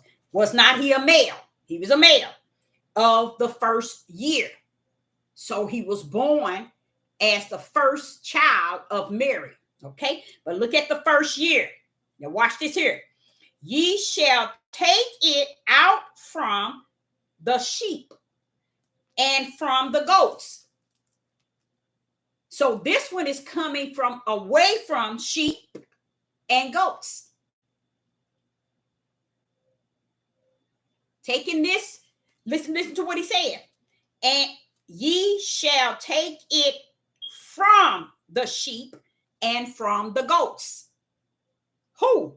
A male sheep, flawless, and the first year. Okay? Now, in Matthew's chapter 25, Yeshua was separating the sheep from the goat. You see that? He was separating the sheep from the goat. Matthew's 25, verse 32 and 33. He was there separating the sheep from the goat. Now look here. Verse 5.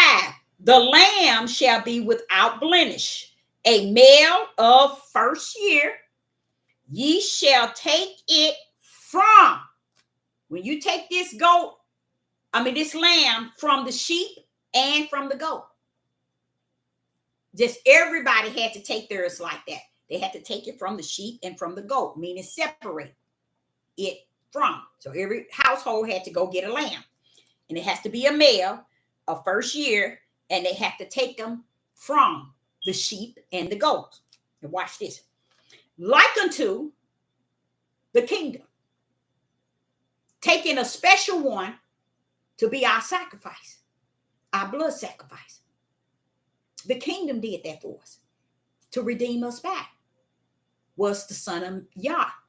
But the blood sacrifice was chosen out of the angel as the son of Yah. So Yah chose Yeshua as an angel and chose him to be the blood sacrifice. Now watch this here. Right here, he's telling them to take him out from the sheep as he took Yeshua out from the angels, the sheep and the goats, but he took him from out among the sheep, from the angels. Okay, now verse 6. And ye shall keep it up until the 14th day of the same month. Now, Negroes, Black, Judah, Hebrews, this is where y'all sick at. This just shows y'all think y'all know something, you don't know nothing. This is where the Europeans took your holiday. 14th. They took it from here, and you're going to see it again.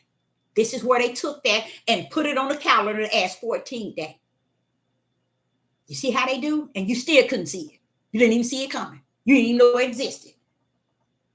They know what they're doing. It makes Judah look foolish when they don't know nothing. How long have he been with us since the beginning of time? And yet we still the dumbest one walking. That's why I say we are the dumbest. Because he been walking with us since the beginning, and we still walking 2024 like we don't know a rat's behind from a cat. Now let me say it from a horse. Now, in verse 6, and ye shall keep it up until the 14th day of the same month. And so that's where your Europeans got your 14th day. They go in there and what you call your Torah and pull out stuff and set it, and y'all take y'all tails over there running, worshiping it. The whole assembly of the congregation of Israel shall kill it in the evening. See, he got some, he breaking this thing straight down. Verse 7, and they shall take the blood and strike it on the two side posts and on the upper door posts of the houses wherein they shall eat it. And they shall eat the flesh in the night, roast with fire and unleavened bread, and with bitter herbs they shall eat it. Verse 9, eat not of it raw, nor soden at all with water, but roast with fire his head with his legs. Ain't that the lamb that you see the European man carrying? A full lamb. Okay. And you see him gripping the legs. Okay. And with, what's that? Puritans, see, thereof. Verse 10.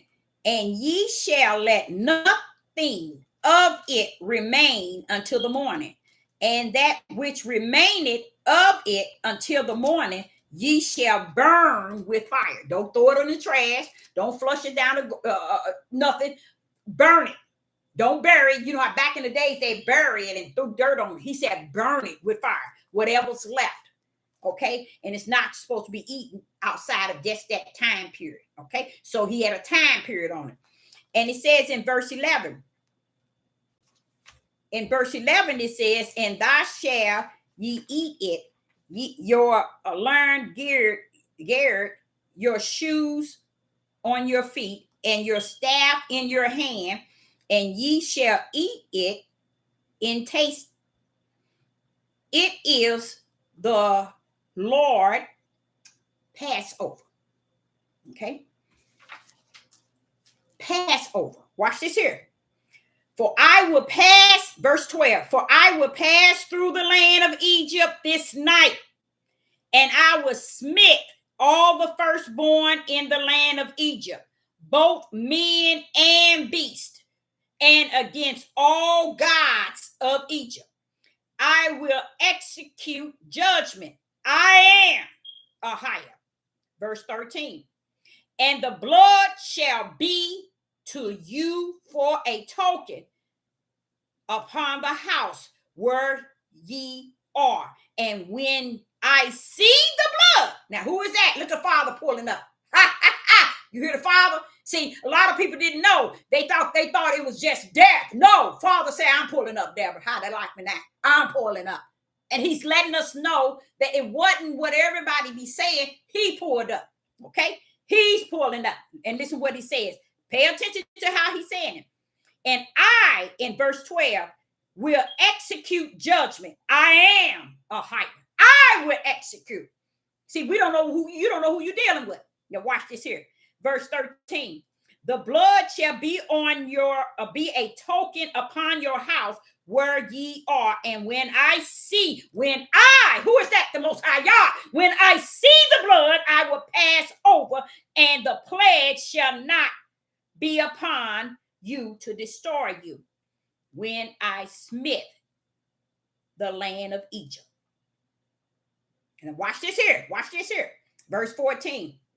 And this day, tell them, Deborah, tell them, this day shall be unto you for a memorial.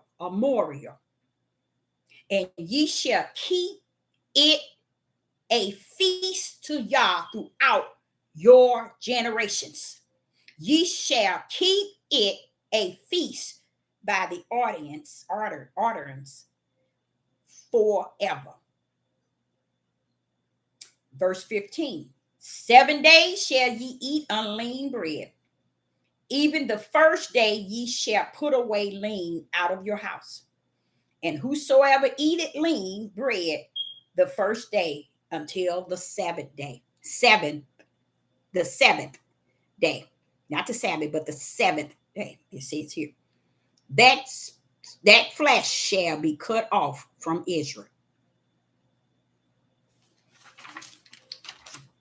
Now let me explain something to you all. This whole makeup in Egypt, chapter 12, is explaining to you all Yeshua that came. The blood of Yeshua was to redeem through Yeshua. Hamashiach was to redeem, but the blood was the sacrifice to keep you from dying. This blood was on the posts of Israel, and Yah passed by to keep death from falling on Egypt. How did he do that? Through the blood of the what? Of the lamb. The blood of the lamb back in Exodus chapter 12 is identical to Yeshua coming on the scene. The same identical thing. That's Yeshua, y'all. He's the blood sacrifice. The lamb, same way he gave them this lamb here. He told them a certain way to prepare it and take the blood. Who was the blood though, Father? Deborah, the blood is their protection from death, eternal death. Yes. Back then, The blood represent death that was coming right then to the flesh. So it's just like Yeshua coming to be the blood sacrifice for all our sins, that we too may not die eternal. So not only did he come to redeem us in the spirit, he come to save us in the flesh, that we don't have to live the way of the flesh, but we can join the way of the spirit. This lamb here, not only eating the lamb represent what Yeshua came telling us, what Yeshua fed us, what he gave us. That's what we were eating, what he was giving us. What did he do? What did they say? He said he didn't just come with just the word. He came with the power. So the word was the food that Yeshua was feeding us. He was giving us the word. That was the food. So even the lamb in Exodus, he told them to eat it. The flesh part of the lamb, he told them to eat it. But the blood, he told them to pass, put on the doorpost. So when death come, it will pass them by. It's the same sacrifice and the creation of Yeshua. When we can take this one and apply it to the purpose of Yeshua, then we'll come to a better understanding that here is Yeshua and here is the Son of Man, and they both came for the mission of the Father.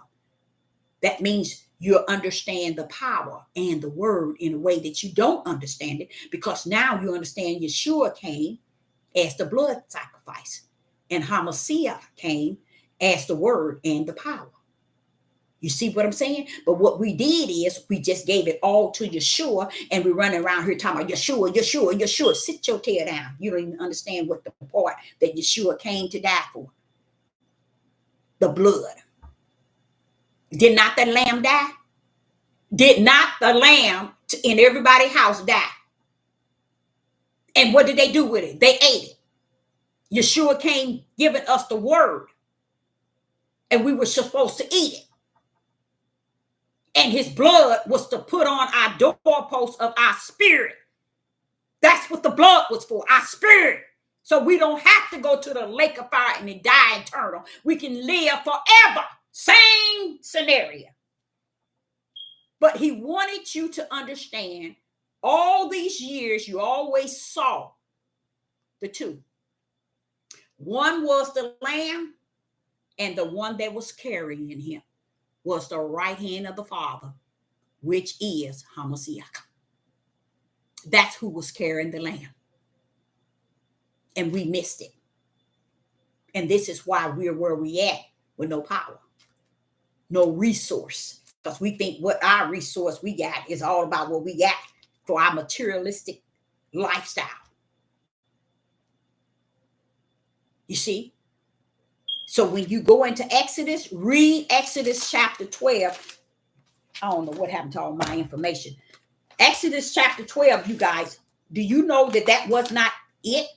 That was not the end. Exodus chapter 12 through 18. Let me go on here. Wait a minute. Let me go to 18. Exodus chapter 12 and verse 18. Watch this here.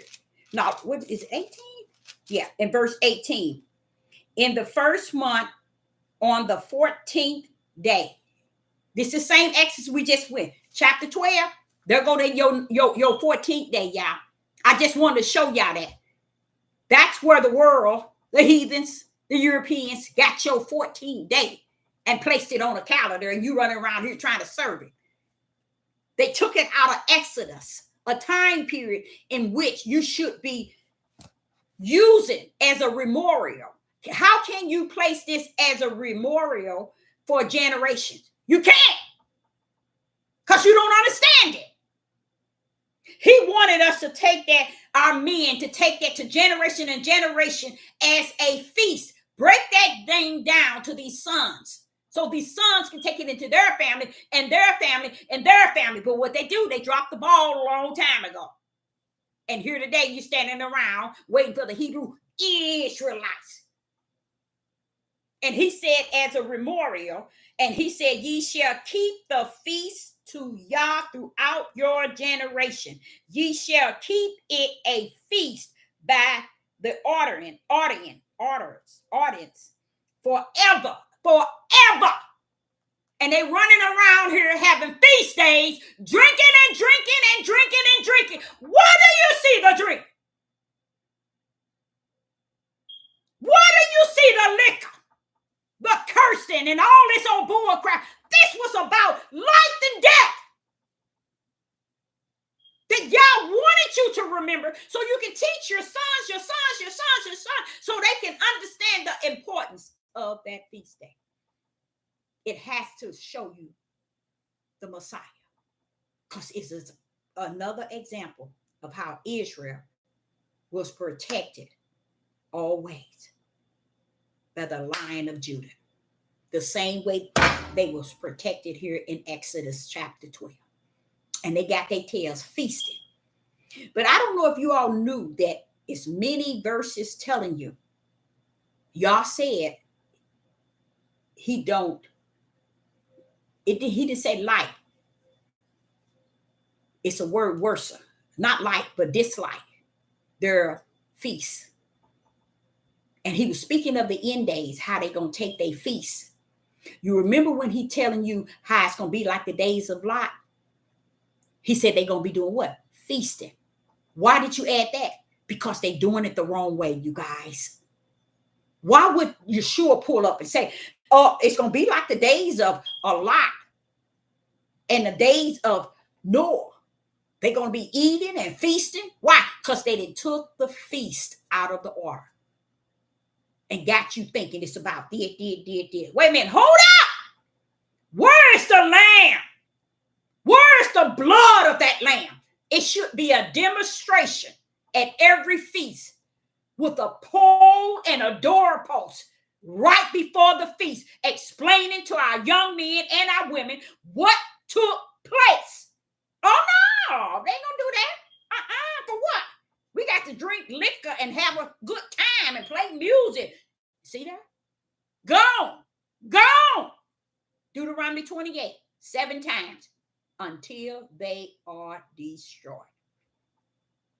And he ain't talking about the heathens destroying you.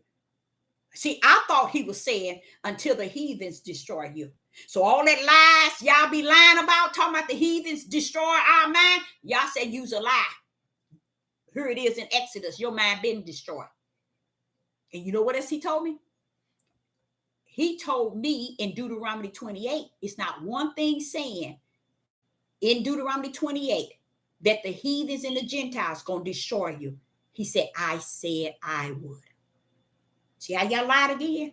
Y'all said he himself shall destroy you. I know it. Y'all don't want, that's too much darkness there, but that we don't want, you trying to bring some light to the darkness that's in us. We don't want that.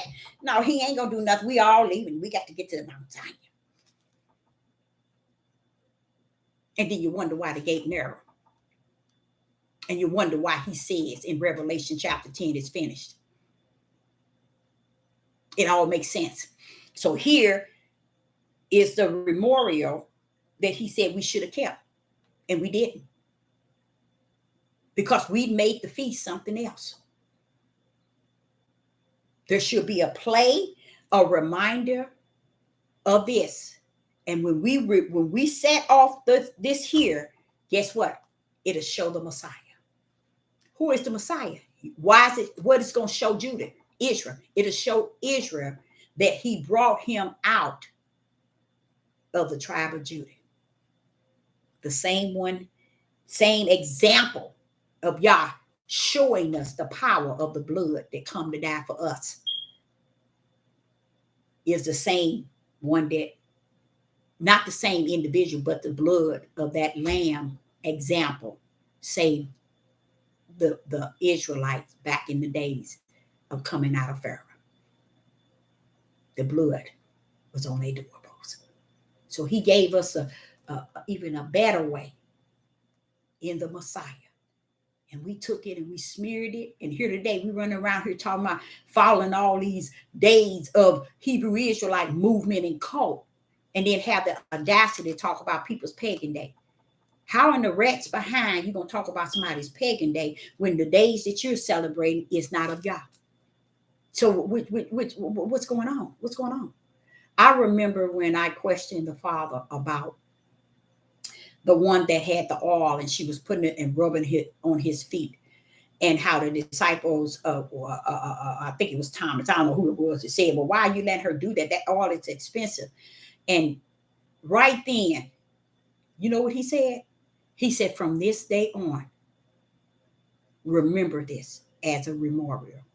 A memorial. Meaning we were supposed to, let me show you what I'm talking about. You know how y'all taking the Passover or the what is it when they take the bread and that's supposed to be the wine? Guess what? The room that you enter in, they supposed to get the highest price perfume and dab it in that room. So when everybody come in, they can smell the aroma. Why? Because he says, remember this, what she does as a memorial. A memorial. I think that's I'm pronouncing it right. So we were supposed to do that.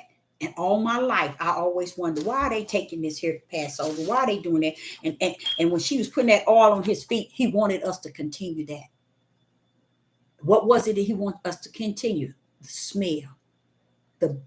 And the smell wasn't just supposed to be a woman's everyday or a man everyday cologne and perfume. We were supposed to, the leaders were supposed to go out and get the highest price bottle of cologne or perfume and place it, a drop or whatever that would bring the smell and the atmosphere. We were supposed to smell before we take what is it? The Passover? No, the body and the wine. And no one today gives a rat's behind. They forsaken that.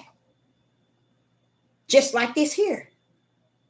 They forsaken the whole ideal of everything my Father come to do, to help them, to show them, to reveal everything to them. Nobody gives a rat's behind.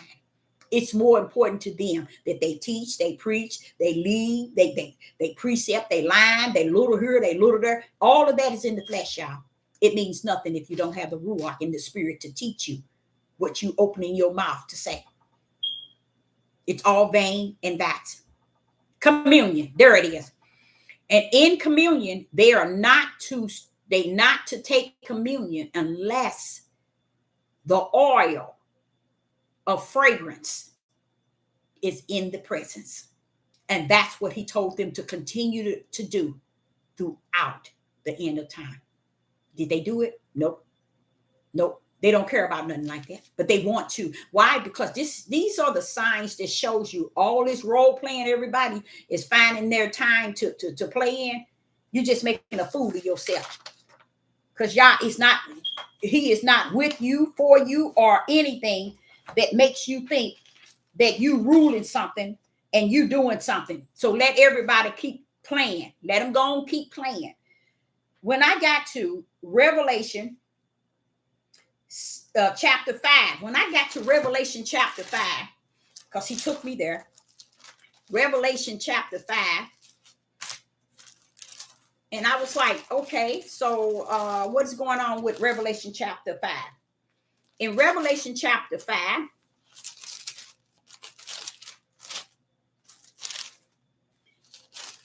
come on now, Revelation chapter 5 and verse 6.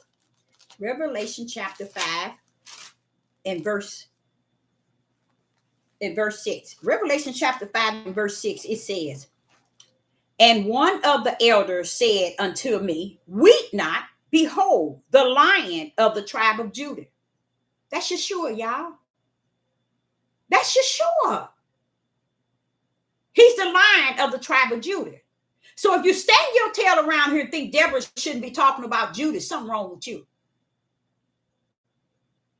Because he brought the Messiah down the bloodline of Judah.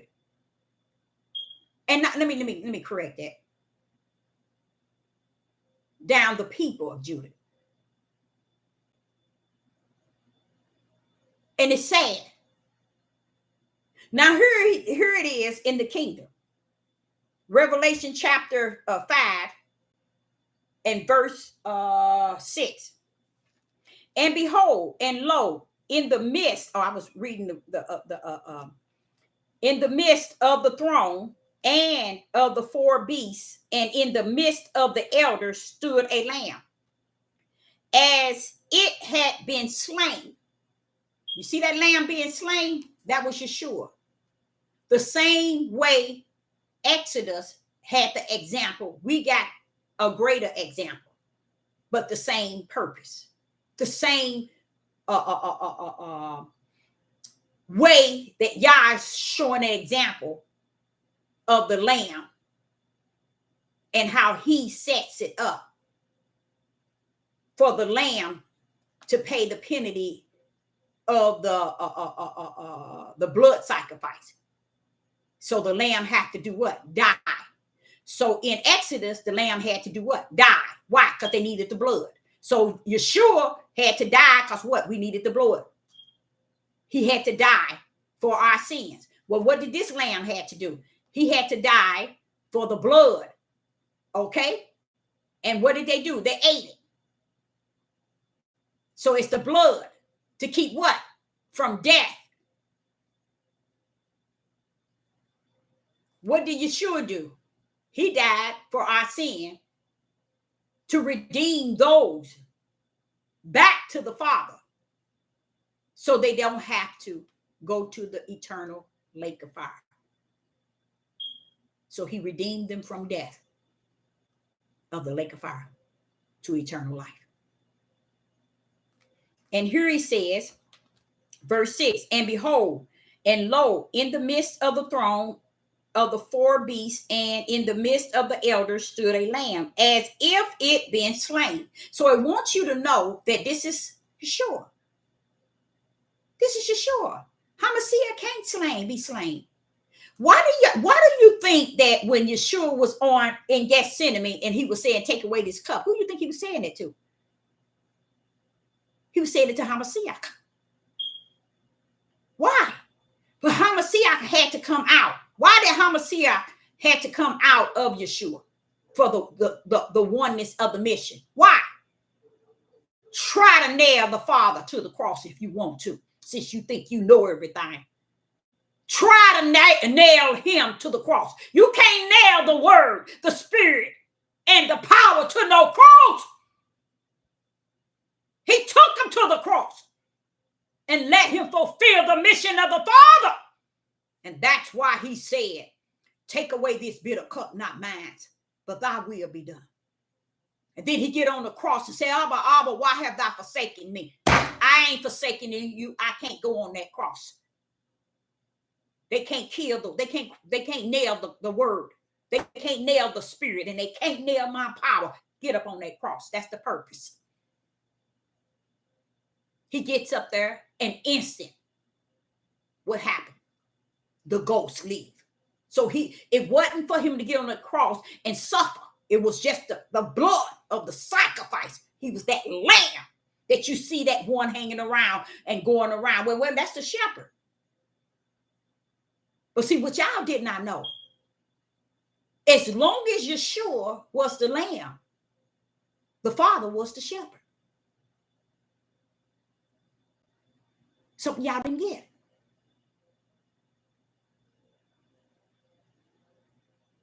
He was the sacrifice. Hamashiach. Hamashiach was the one that was carrying the sacrifice to be slaughtered, y'all. That's why he got up on the cross saying, Abba, Abba, why have thou forsaken me? Why? Because the shepherd left the lamb on the cross for the mission of the Father. They don't know nothing about that, Father, y'all. They don't get it. The eyes going cocked. They don't get it. So here it's saying in Revelation chapter 5 and verse 6, and I beheld, and lo, in the midst of the throne and the four beasts, and in the midst of the elders stood a lamb. Wait a minute, we're talking about a lamb, as it had been slain, having 7 horns and 7 eyes, which are the 7 spirit of Yah. the 7 spirits of Yah sent forth unto the earth. Sent forth. Wait a minute, hold up, Deborah. What are you talking about? Yah's spirit was sent forth to support the Son of Man. Those where I tried to explain to y'all, it wasn't that the Son of Man was all that and some. He was just like you and I. He had to come like you and I. He had to die like you and I would. But he was considered the lamb that was slaughtered before the foundation of the world. And that example had to come to earth as the lamb to pay the price for our sin. But he had to shed the blood. But when he came down, he was sent forth. You see? With what? With the spirits of Yah. And verse 7 said, and he came and he took the book out of the right hand of him that sat upon the throne. Do you see where the Son of Man took the book out of the right hand? What is the right hand? The power of the Most High Yah. The other angels hooping and hollering. Who can open up the book? Who can get it and open it up? Who can do it? Shut up. The Lion of Judah. He was the one that can only do that. Because it's the Lamb book of life. Meaning his blood. You know how he said, put the blood on the board, the post of the house and up on the top. So when I come, I will pass thee by. Meaning death will pass them by. That's how powerful the blood was for this lamb, for our sins.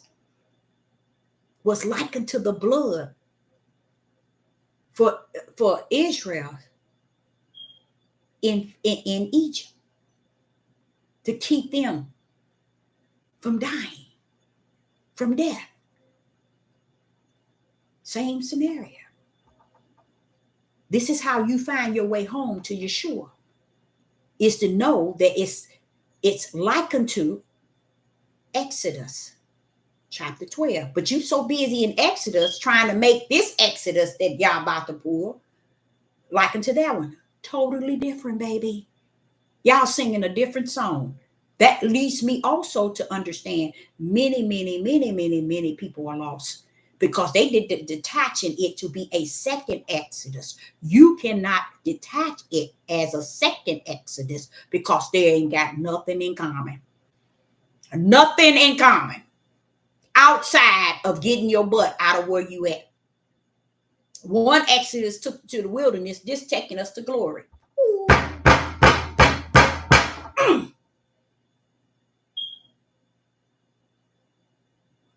One Exodus took you to the wilderness and left your tail out there. This Exodus finna take us to the glory and renew everything in us. Clean us up, new heart, new name, new flesh heart, new name, new spirit. Ooh-wee. That ain't what happened in the first Exodus. We need to stop lying. We need to stop this lying. And we just want to bring it into a two. Israel and Judah. Let me tell you something. You worse than the fake ones. Because you didn't lie to your whole nation. And your whole, all the tribes. Judah had lied to this whole tribe. There's no truth, no righteous resting in them. None whatsoever. And you don't see them glorifying the Most High God. And they ain't going to. Because that's why he's going to do the work in them when he get into the other side. But I believe that there is a remnant. And I believe that remnant is the one he's going to change over. I don't think he's going to bring everybody going to step on that Mount Zion. That promised land, that glory. So even here in Revelation chapter 6, and let me say, and all the way down, it's telling you about the Lamb, but it's making the Lamb Yeshua and not Hamashiach. That's what we don't understand when we open this book. He wants us to identify the tools. Today, he revealed to me that, Deborah, it was the tools. I said, what tools? He said, they never knew that the lamb was slaughtered before the foundation of the world. Somebody assisted the lamb. They never thought, wait a minute, hold up. The lamb didn't come down just as the lamb. Someone carried it. That was the Son of Yah. We missed the power, Yah. We missed the word and the spirit of Yah that carried Yeshua all the way to the day of sacrifice. That lamb couldn't have got there by itself, y'all. Could that lamb that he told them to get, all them to get a lamb, could those lambs have went to their house, knocked on their door? Here I am, I'm the lamb. No. He told them to go take them out from among the sheep and the goats and bring them, slaughter them, and divide the blood. Drain the blood. And he told them what to do. Just as the whole makeup of Yeshua, Hamashiach told him what to do. He assisted him. He was an angel just for the sacrifice of the lamb. And for him to be the sacrifice of the lamb, who carried him? It's what we never wanted to know. And even to today, someone carried him. And that was Yah, his power, his word, and his spirit. That's why he said he wrapped it in flesh so that he can carry the lamb. Now, everywhere you go from now on, you're going to see on outside of churches and outside of buildings, in government buildings, you're going to see a lamb and you're going to see somebody carrying it. I'm serious. Y'all think I'm playing. I am dead serious. That's the reality of it. And just because we missed it and we still can't see it, don't mean that it ain't going to be what y'all said it is. Not what Sister Deborah said.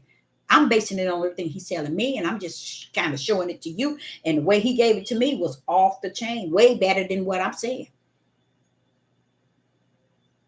But we have to understand, the lamb is the lamb. But we have to put it in the proper order. That's why I made it Yeshua versus Hamashiach equals one in the Father. Anybody in the live chat, if you have any questions, we got a few minutes for question. Anybody. And you might not even want to question this topic, but you might have another one.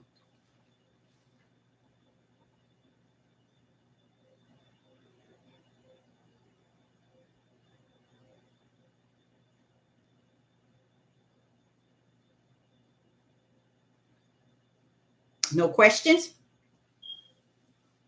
And I say it again to each and every last one of you.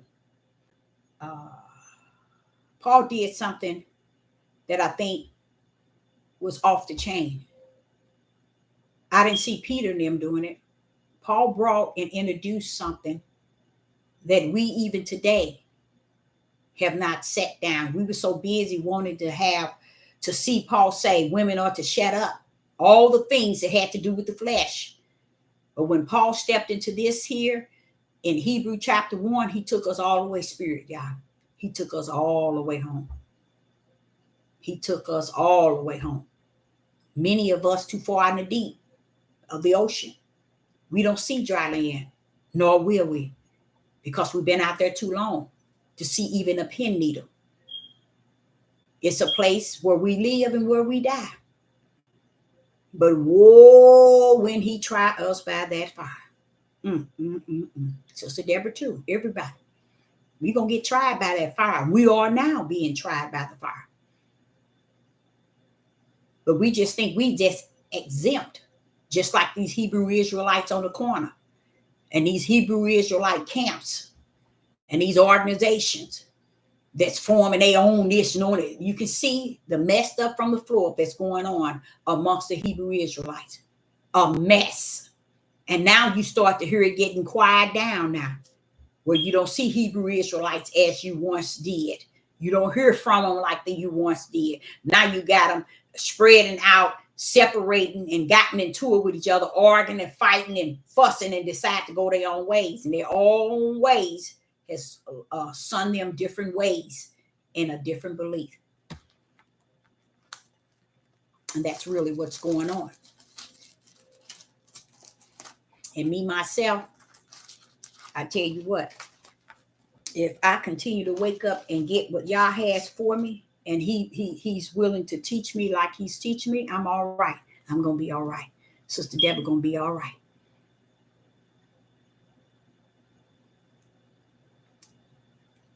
What you said, this one is a knockout off the ballpark, but it's something. All you need to do is go back over it and follow in your instructions and direction book, and you'll see. Hebrew through, and but what shocked me, that Paul was for the Gentiles. So I'm like saying, Father, you mean Paul was teaching this to the Gentiles? Honey, please. All praise to the Most High Yah. Yes, yes, yes. Thank you. Any questions? And not just about this topic, any other. We got 10 minutes before Sister Deborah is off. I really got a lot of verses from Revelation talking about the Lamb. But I feel completed by the Spirit that, okay, you can pour down. It's okay. It's okay. Because I'm going to tell you something. It's a thing when Paul can give it to the Gentiles and Israel and Judah can't get it. It's a thing. Because just to know that he was for the Gentiles, how did they know this? How he was breaking this thing down to them like that? It's for everybody, Deborah. That's what everybody keep forgetting. It's for all nations. That's how the kingdom has orchestrated it, for all nations. So it's not just for one single nation as we've been taught. And then look where our nation has turned to. Look where Judah is at in this day and time.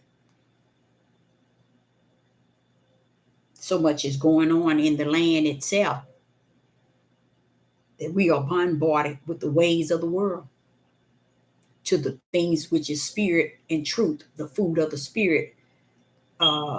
Many of us think that we got a full backpack, we got enough. But let me tell you something, as a prophetess in the wilderness, I attend class every day. And I listen to the Spirit. Let me tell y'all an example that happened today. This is the norm though. I'm sitting here doing my study. And I think my study started like at 9:30. I did my Psalms. And when I was doing my Psalms, I was on the topics, different topics. Hold up. And this is where he led me to this topic. So I thought that was pretty neat. Matter of fact, it kind of blew my mind to know that the Gentile nation was receiving this word like this from Paul.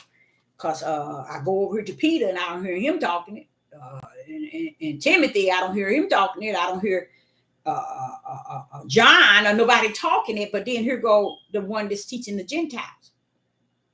He talking it. He laying out who the Son of Yah is. And at that moment, I'm like, okay, well, so wait a minute. He said, Deborah, that's what Romans chapter 1 is telling me. Now, I was trying to look for that verse where it tells us, he's actually telling us about writing Psalms. He said, speak your Psalms. See, I didn't know that. I didn't know that when he told me 101, told me in the Spirit, I thought he was giving me a treat. But as time go on, I read it. I said, wait a minute, here it is right here, telling us to write our Psalms. And I was like, here it is right here. See, that's going back to what I was saying. So I can't even find that verse. And I was going to show it to you where, see, his whole idea that we write Psalms, and write them and make them plain, so it's a purpose in it. And he even tell us to sing hymns and songs unto him. And then he said, and write Psalms. write your Psalms. I was like, wow, that's what he must have said the same thing to David. So that's why David got a hold of it and got involved in that. But he sure did. I can't even see my verse. But I said I was going one day, I'm gonna write it down the next time I come up on it so I can share it. There is no Jews nor Gentiles. You're right. You're right. And that's what we need to instill in ourselves. Stop making people think that it's all about us. Remember, I was saying that when you pick up this book, it's about everybody outside of the Most High Yah in the minds of people. We will focus on David, Abraham, Isaac, Jacob, Solomon, Jeremiah, Ezekiel, Isaiah, Daniel, or we'll focus on everybody else. But when it's said and done, we done miss the power. We done miss Yah himself. Because we thinking that everything surrounds the people. And then when he run me into, now what did this say, Deborah? Oh, that do say that, don't it? They serve the creature instead of the creator. And then he showed me several other verses saying the same thing. I'm like saying, oh man, that's exactly what happens. And that's what it is. We get so bombarded on trying to serve the flesh of individuals. And that's why, if you really think, that's how polygamy got into play. They watch the flesh of these individuals and say, okay, I'm going to be like that. We can do that today. But they never thought, let me watch the spirit, their spirit being led by Yah. See how they react to Yah in the spirit. Oh, no, they don't want that. Oh, no, we don't want that. We don't need to know how Abraham and the spirit of Yah. We don't need to know about Jacob and the spirit of Yah. We don't need to know about David and the spirit of Yah. Nah, we just want to know what they did in the flesh so we can mimic it. And the only one we were supposed to mimic was the Son of Man. And he came among Judah. And that's why I'm heavy on Judah. And that's why I know I was sent in the midst of Judah. And that's why I'm heavy on Judah. It's because why bring the Messiah down that bloodline? Why bring it down that tribe? For the tribe to be what it is today. And if you say the tribe ain't nothing wrong with it, something wrong with you. That's just it. I mean, darkness has become your best friend. Matter of fact, you got to be married to it. And that's another thing. And when that's why I was dumbfounded when he said, all nation and the heathens shall know. I was wondering, wait a minute, what you doing over there? What are you doing over there with the heathens, Father, y'all? What's that thing? Until he had to teach me. Now, Deborah, they are a people who believe in no God or some man or some pagan God, but they mostly of them don't believe in no God. The heathens, y'all didn't know they did you. Yeah, they the people who don't. If something is some off God or either no God. So he's saying that when they see what he do for reestablishing Mount Zion, then they going to know to worship him. And the beauty of it, it ain't gonna have nothing to do with us. It ain't gonna have nothing to do. It's gonna be what they see him do in restoring Mount Zion. They're gonna see his glory up there, and then they're gonna believe in a Yah. I think that's beautiful. I don't care if they are heathens. I think that's beautiful. Anybody that worship my Father and that's gonna turn to my Father, and he's showing us the way to the light, that hey, these gonna look at me and know that I am the I am. I am. You see? And when they do that, I'm all for it. Go. Because I was confused with the heathens until he told me. But that's why it's showing you how we as melanated people, we get it messed up. Just like we think Africa is us. If you really know the history of those people over there, yes. Do we have nations over there? Do we have some tribes of Judah, Israel over there? Yes. He said 4 corners, not one. He said 4 corners, not one. We tend to be taught that, okay, it's only going to come here in the United States. So it ain't going to come no other corner but this one. Oh, no, baby. It's going all over to get what belonged to him. He called it out. Yep, it definitely must be. Yep, that's what he said. It's in and out. And that's another beauty of the whole idea. because that keeps me from wanting to tamper what he already has written as far as in and out. I'm just more so wanting to reveal the new things he always revealing to me through the water, through the driving, or what he's saying. But let me tell y'all what happened. So I was here this morning just doing my work and studying and reading and writing all these verses down and all these scriptures and all these breaking these Hebrew words down and everything. And it was so good. I was so high energy. And do you all know that I decided that I had to run to do something? And I said, okay, now I done did my sons. I done did my study. I'm going to come back. I post. I'm going to be on at 7 p.m. Central. And all of a sudden, I'm getting ready. And then the downfall. You all, the downfall. The downfall is when the Ruach in me put a warning in my spirit. Yeah, that's not a good feeling. Because you don't know what direction is coming. All you know is he's giving you a warning. Something is about to happen. And I think because, like I told you, I don't have any sense.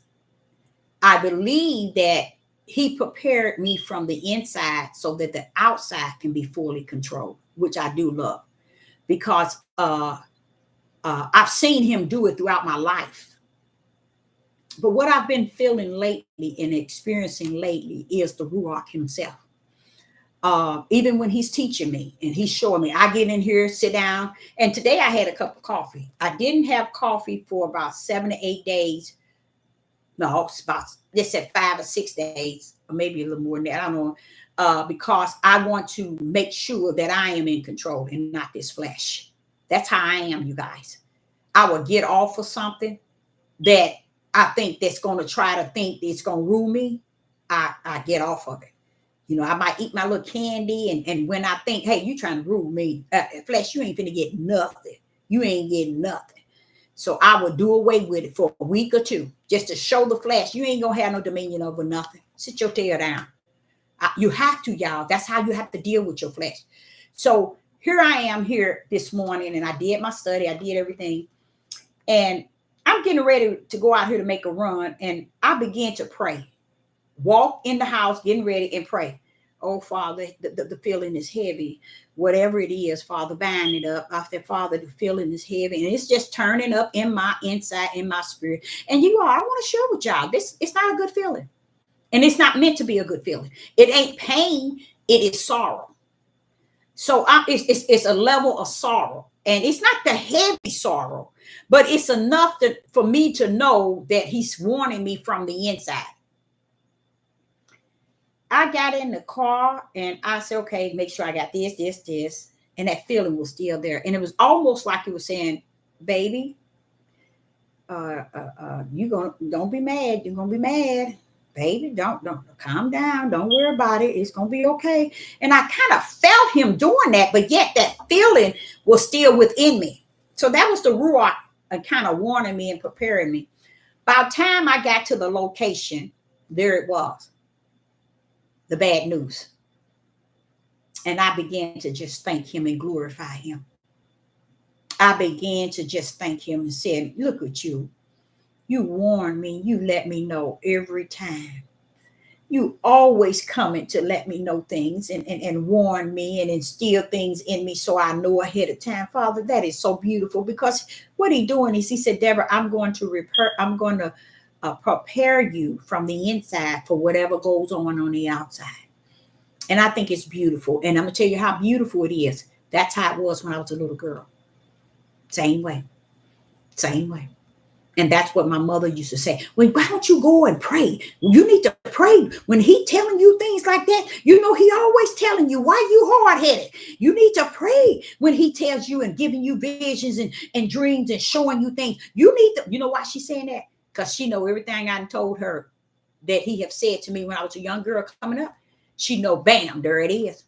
She knew it. So she's saying, pray. She was trying to get this little girl to pray. But I understood where she was coming from.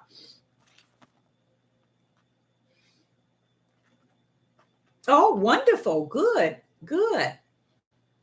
But yeah. Wonderful. But yeah, that's I thought that was a blessing today for him to prepare me for that. And I like that. I love that. I've told you all several times, when somebody come up on me and they begin to communicate with me, they just don't know. I'm waiting for them to leave. You know why? I'm going straight to the altar.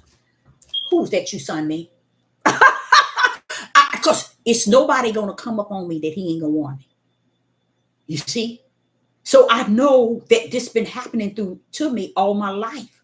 So I know, I'm like, if this person come and somebody come up and somebody do something, you know, I take heat for that inner man speaking to me. I really do. And when he was telling me that today, instant, I went into prayer. I went walking and talking, Father, I know it's something. I know I don't understand what it is, because what he don't do is he don't tell you. He don't just straight out tell you. It's an inside thing he put in you to feel that thing. And you know what that means? That means he that's greater in you have gotten you abiding in him and him in you enough for you to be warned from the inside before the outside have to approach the situation. That's a blessing. That's a blessing. That is a blessing.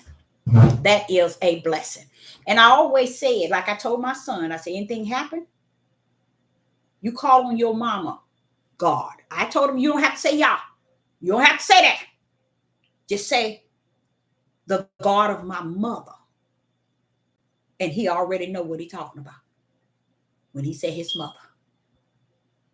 I think I told y'all before, as a young mother, and I was having babies, and I was saying, I used to feel really sad, y'all, because I did not want to leave those babies. And I used to pray all the time, Father, please don't take me away from my babies. They need me.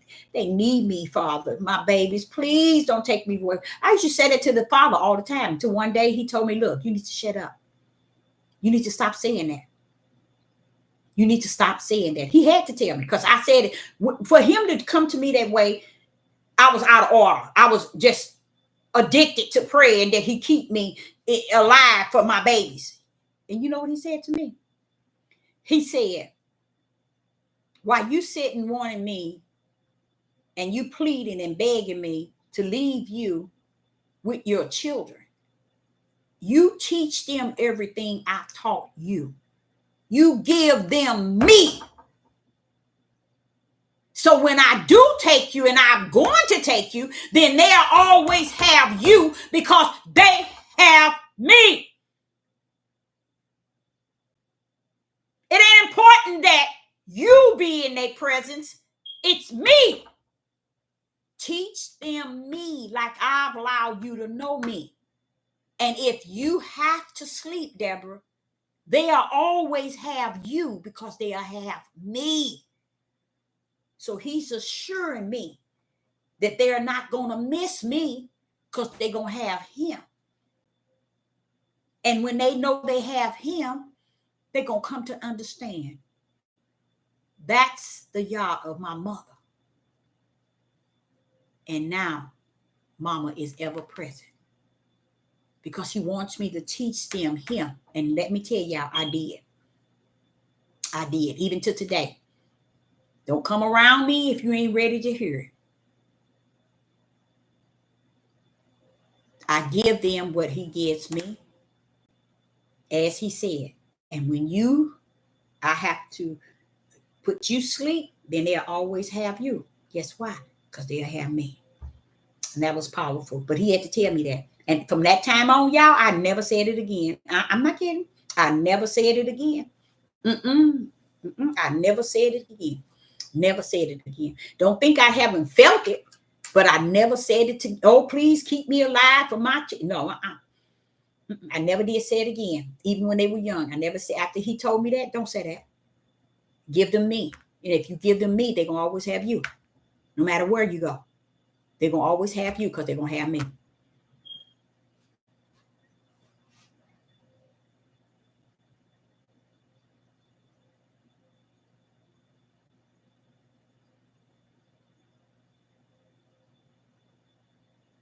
Oh, it does. And I just drink it just in the morning every time I say, okay, I'm gonna get a cup of coffee, I get it. But I don't never let it have me like everybody. Everybody I know that drink coffee, oh, they got to have a cup of coffee. Oh, no, you ain't. I ain't about to let no flesh have that type of victory over me. No, you ain't. And yes, devil, you is a liar. And you too, Deborah, your flesh is a liar too. We ain't gonna have it. We ain't had it and we ain't gonna have it. Because I'm gonna tell you something, the flesh is I was talking to the Father about the mind of the flesh. Oh, woo-wee. And I said, these people still don't get it. In this world, people don't get it. Your mind is what's causing you to do all this chaos. All this chaos.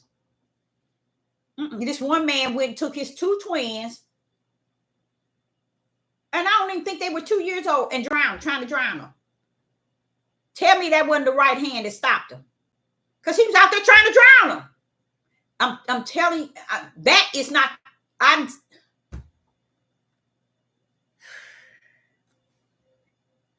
Y'all, it's just too much going on. They doing too much. They doing too much. In this world, they doing too much. And it seems like to me, as I know that I do have the light, it just seemed like to me, you see more people content with that darkness. And it ain't that I seem like it. I know that it is, because the Father have already brought that to my fullness of understanding. And it just seemed like, this was a time period that I remember being taught to me, but not a time period that I thought I would live to see. But it is what it is.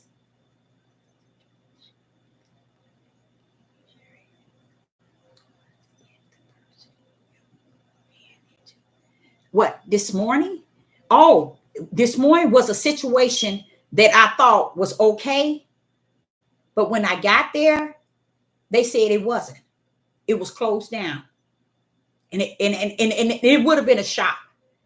But then when I thought about that feeling, once that took place and I realized it was closed down, that which I knew not.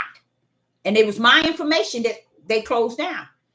So he was warning me. I'm just an example. The reason why I was saying that is I'm trying to get people to understand how the Ruach is real. And when he's in you, he's going to warn you. I remember coming to the, I was walking to the store or the laundromat, and I heard this dog barking. And I said, I don't know who. Oh, and y'all, let me tell you, I stopped at a standstill. And I said, I don't know who dog that is and what his problem is. I don't know what his problem is and why he barking like that. And then I started back walking. The dog was nowhere in my sight. I just heard this dog barking, and it was an unusual bark, but it was vicious. And where I got to my location, I sat down. The Father said, Deborah, you know the dog you heard barking? I said, yeah. He said, I'm training you how to know the sounds. I want you to be aware. And you caught it. Because I did. I ain't gonna lie to you. I stopped. Why is that dog barking like that? In my mental state of mind, a dog barking like that, he was nowhere near me, but I heard him. It was too vicious. And he would say, I'm trying to get you to learn to hear. Even a dog barking. That was Yah. Barking through a dog. Teaching me to hear. He said, I can come through anything. That's why I'm telling you, I didn't see the dog. And I stopped because I'm trying to figure out who dog is that and where that dog is at and why is he barking like that. Until the Father told me when I got to where I was going, he said, Deborah, that was me. And that was China's 25 years ago. That was him. He was teaching me how. He said that the Spirit would come through many things. And don't estimate that it cannot come from a dog barking. And from now on, always know, hear. That's why with animals, they look at me like, no, something about her. They look at me like that. And when an animal is looking at me, I can kind of feel what he's trying to tell me and what he's trying to say. You see what I'm saying? I don't know how I know how to do that, but that's what and that wasn't coming from the bark. That was something he was teaching me, how to listen. And don't just assume that it's just the basic, just when you feel. And what he was explaining is the way you stopped, instant. Y'all, like I told you, I kid you not, I stopped right when I heard that dog go, I stopped. And in me, like, what is wrong with that dog? Why is he barking like that? Where's that dog at? That's what I did. I stopped. And that's what he wanted me to do. But see, I didn't know that till I got to where I was at. And he said it was him trying me. That ear to hear. And that dog was him. Let me know I will come in many forms, shape, and fashions. And don't estimate that it's not me. So he was teaching me. So that situation this morning was, like I was saying, it was, I went to a place where I was so excited to go. But when I was getting ready, I got this sorry feeling inside. And because it was so heavy, I began to pray to the Father to remove it. And if something is about to happen, am I about to have an accident or something about to go wrong? Am I going to get sick? Father, what is it? Remove it. He didn't remove it until I got to the location and I realized they had closed my whole system down. And I began to thank him for preparing me from the inside out. Because that's exactly what he did. You don't like coffee? All right. It smells good. You right. You sure right. But yeah, I like cocoa too. Hot chocolate. Mm-hmm.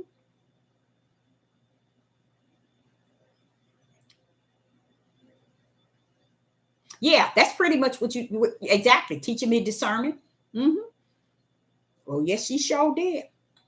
He sure did, and I can still remember it. It's been more than about 25 to 20, probably 20. My son is 25, so it's 26, about 26 years ago, because he wasn't born.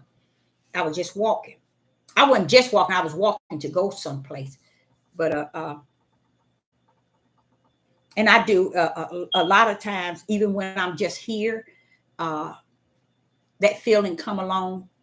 And at one time, I used to be very concerned because I said, "Oh, who should I call? Is something going to happen there, and there?" And he stopped me from doing that because I was thinking, "Okay, something about to happen." Oh, and I was a nervous wreck with that feeling that he keep putting on me. And at that time, he was teaching me how to feel him from the inside. So I want to say this to you all, each and every last one of you in the live chat. It is real. The ruach in you, that ruach of the Most High Yah, is realer than real. It is real. I've had it since I was a little girl, and I would not tell no one that it is not real or the Holy Spirit is not real, like they're starting to do in this day and time. I wouldn't tell nobody that. It's real. It is.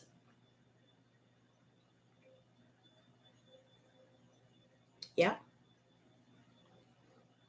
So I do, and don't let nobody ever tell you. I'm a living witness to it. I am a living witness to it. It talks to me. I mean, it's always there to reveal new things to me. And I don't know. It's, you know what, y'all? You would think, you know how a young child in a candy store, and you see all this candy when you walk in there, you're like, oh, well, that's how I feel when he's revealing something new to me. It's like such a heavy treat for me. And the way that he gives it to me, sometimes it's hard for me to bring it out the way he give it to me. And at that time, I'll be thinking, is it just for me? Is it just for me? You know, because a lot of times, times I can come to my kitchen table and I'm thinking, okay, I'm going to talk about this. I'm going to looking through this because the night prior I said, okay, I'm going to go in and study this, study. Next thing you know, he takes me somewhere totally different. But when he takes me there, he's clamming on top, you know, in a sense, giving me something beyond what I had, you know. Oh, you have a lot of testimony. That's good. That's beautiful. Give us one or two. Yes, give us one or two of your testimonies.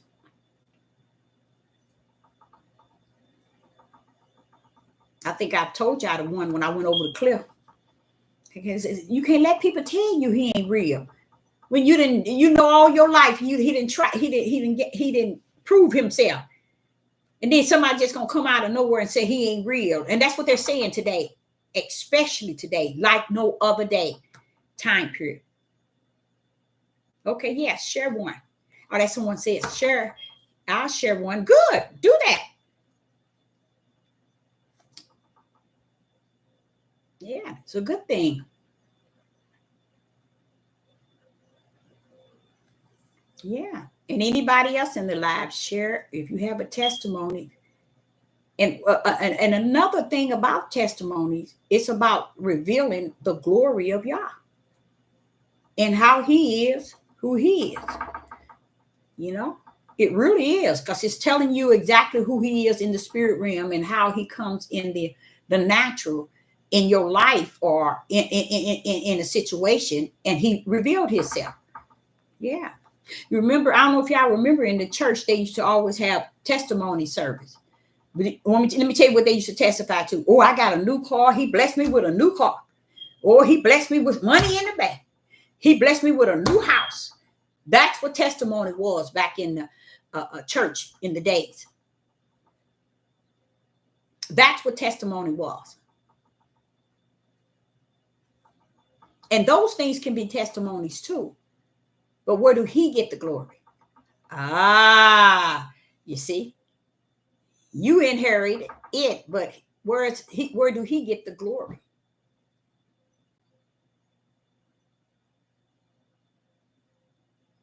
Okay.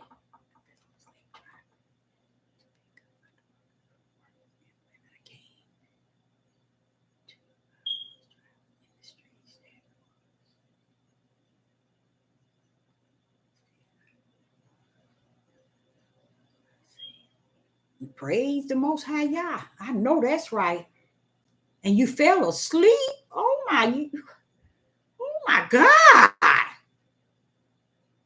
Oh, I'm telling you, that is something. Falling asleep behind the wheel, honey. 6 weeks ago.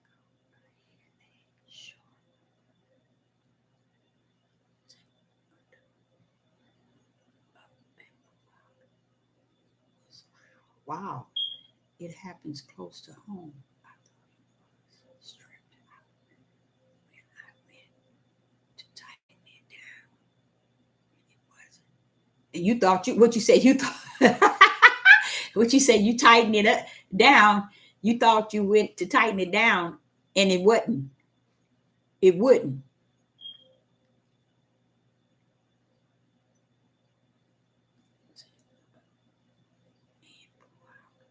Wow. And it made a loud sound.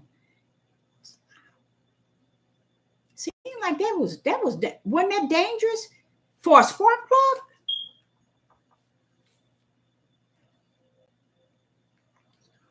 I thought it was stripped out, and I went to tighten it down, and it wouldn't.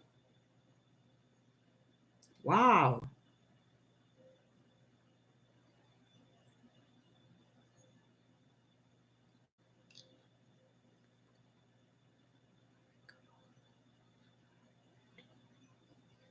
You don't even know when you fell asleep. I think, and you know what? Some of us even experience a blackout. I don't know if y'all do that. You be driving on the highway and you just don't understand why you where you at, and you don't remember passing nothing.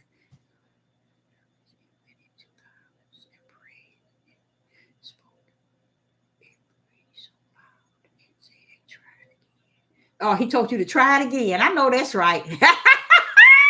And you went back out there and it worked, didn't it? Wonderful.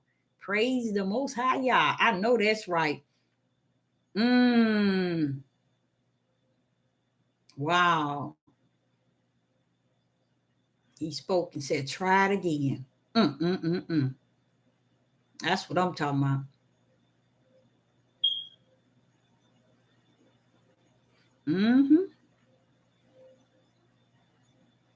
So yeah, the testimonies are things that we know for a fact that he intervened, and it had to be. It's no way it would be if it had not been for him.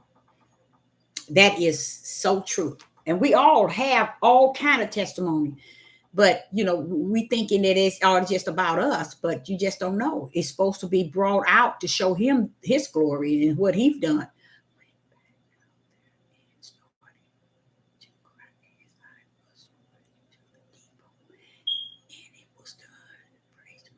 Wow. So it was fixed, huh? And it was done. I know that's right. Praise the Most High Yah. The Most High Yah be glory. That's it. That is it. Situation that you be thinking that just ends. Many situations, like you could be trying to do something and then you seeing that, oh, it ain't nothing I can do with this here. This is it. And all of a sudden he pull up and he make that thing work. You see, out of nowhere. And you know that it shouldn't be working. But because who he is, that's why we get the glory. He get the glory. It's because we know that it shouldn't have worked. You see what I'm saying? We know that he did something. Yeah, that is so true. Yeah. Praise the Most High Yah. That's right. That is it.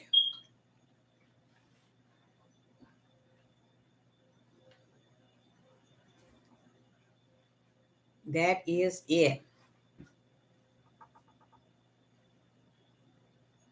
Powerful and miracle worker. Just 3 weeks ago, I had a bad toothache.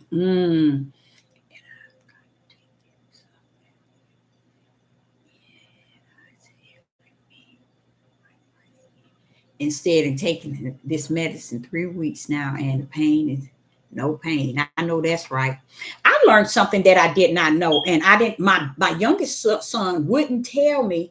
He never said anything. I'm about constantly making sure they get their dental work and stuff like that.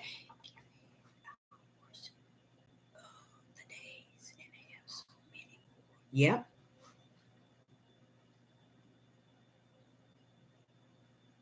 Wow. Yeah. And I did not know this, but I'm gonna give this to you all so you can also get a lot of coconut oil. I'm not talking about the fake coconut oil. I'm talking about real coconut oil. I think I need to get some to just put aside too. I got a couple of jars. I learned this, and my son, I saw him doing it. The one that's 25, I saw him doing it and didn't know why. He said, "Mom, you got some coconut oil?" I said, "Yeah, I got some pure coconut oil." He said, "Okay, can I have some?" I said, "What you gonna do with that?" He wouldn't even tell me. You know what he was doing with it? He was using it, when he brushed his teeth, gargle with it. Do you know that coconut oil, once it gets in your mouth, it restores your mouth? Cavities, pain. I did not know that. So it was like a year and a half later, and I had a toothache. And I said, because I had asked my son what was he going to use it for. He said it helps with any toothache, or if you have a rotten tooth or something like that, or a cavity and it's painful or whatever, you gargle with it and it'll take it away. You know what? Lo and behold, I took some of that and I gargled with it and haven't had pain. It's 6 months now. I was like, that thing is real. And what I realized is This real old woman, I know y'all didn't heard about her. She's now telling people how blood pressure and high cholesterol has been a lie all these years, and telling you how to just use different plants and take it, and it'll lower your blood pressure, your diabetes, your and the government, and a lot of people are catching on and also putting her on their platform to inform a lot of people. And I was just thinking, I said, you know what? This is the same lady I saw. She even had how to not have to ever in your life go to a dentist. And guess what she had, y'all? And I didn't get this from her. I got this from my son. But guess what she had? Coconut oil. Gargle every day with coconut oil. And she said, you'll never have to see a dentist. Even if you got a cavity, it'll restore it. I was like, no, she didn't. And so I called my son. I said, did you get this from this lady? He said, no, I got it, but not from a lady. I said, somebody had told me about it. And I said, I was going to try it, but I didn't get it from who you got it from the internet. I said, oh, wow. I just saw it and I did it and it works. He said, yeah. I said, well, why you didn't tell mama it worked? He said, I didn't know you had a toothache. I said, well, I didn't have no toothache then. 10 minutes. Swishing. So did you know it works? Yeah, it's either organic or a coconut, yeah, or it really works, y'all. It really works. Did you know that it works?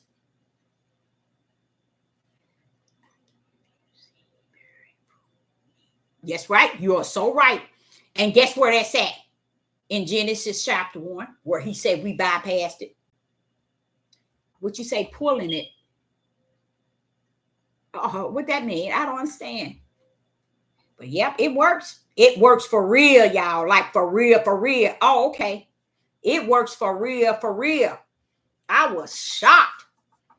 I was shocked. And I said, you know what?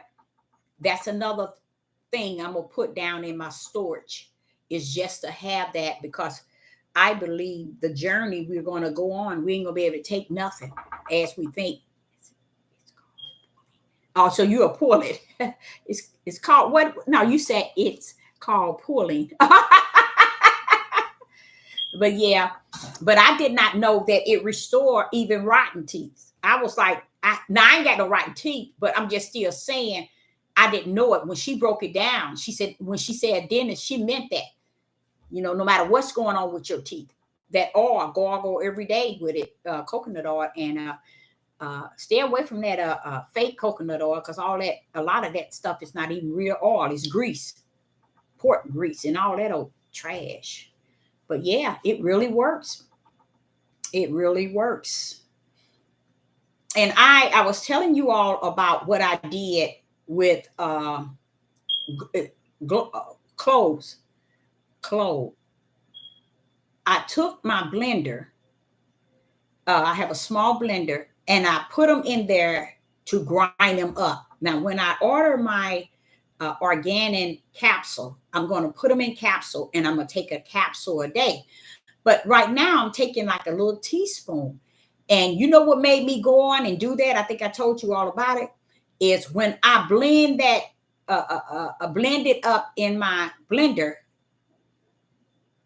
I mean, it destroyed the material, the blender itself. I'm serious, y'all. So I said, if this can do this, I need to put this in the inside, because it's supposed to be good for all type of things and clean it.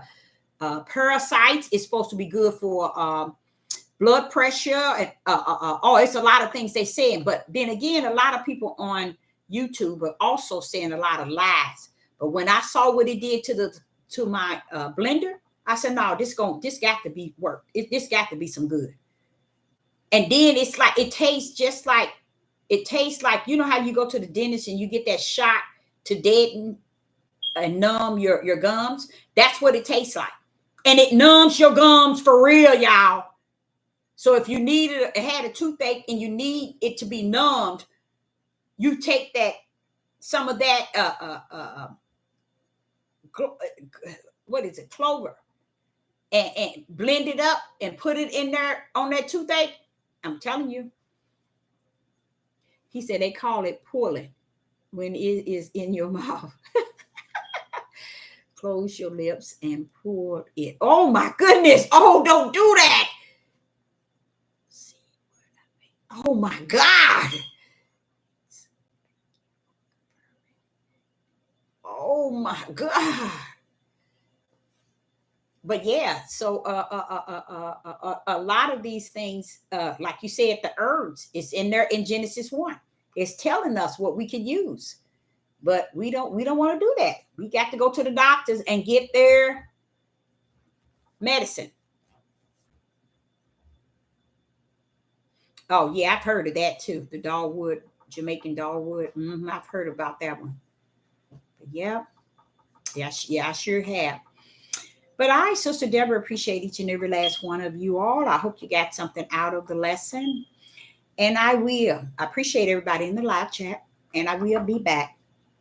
I will be back. I don't know what I'm going to be talking about. I'm going to wait for the Most High Yah.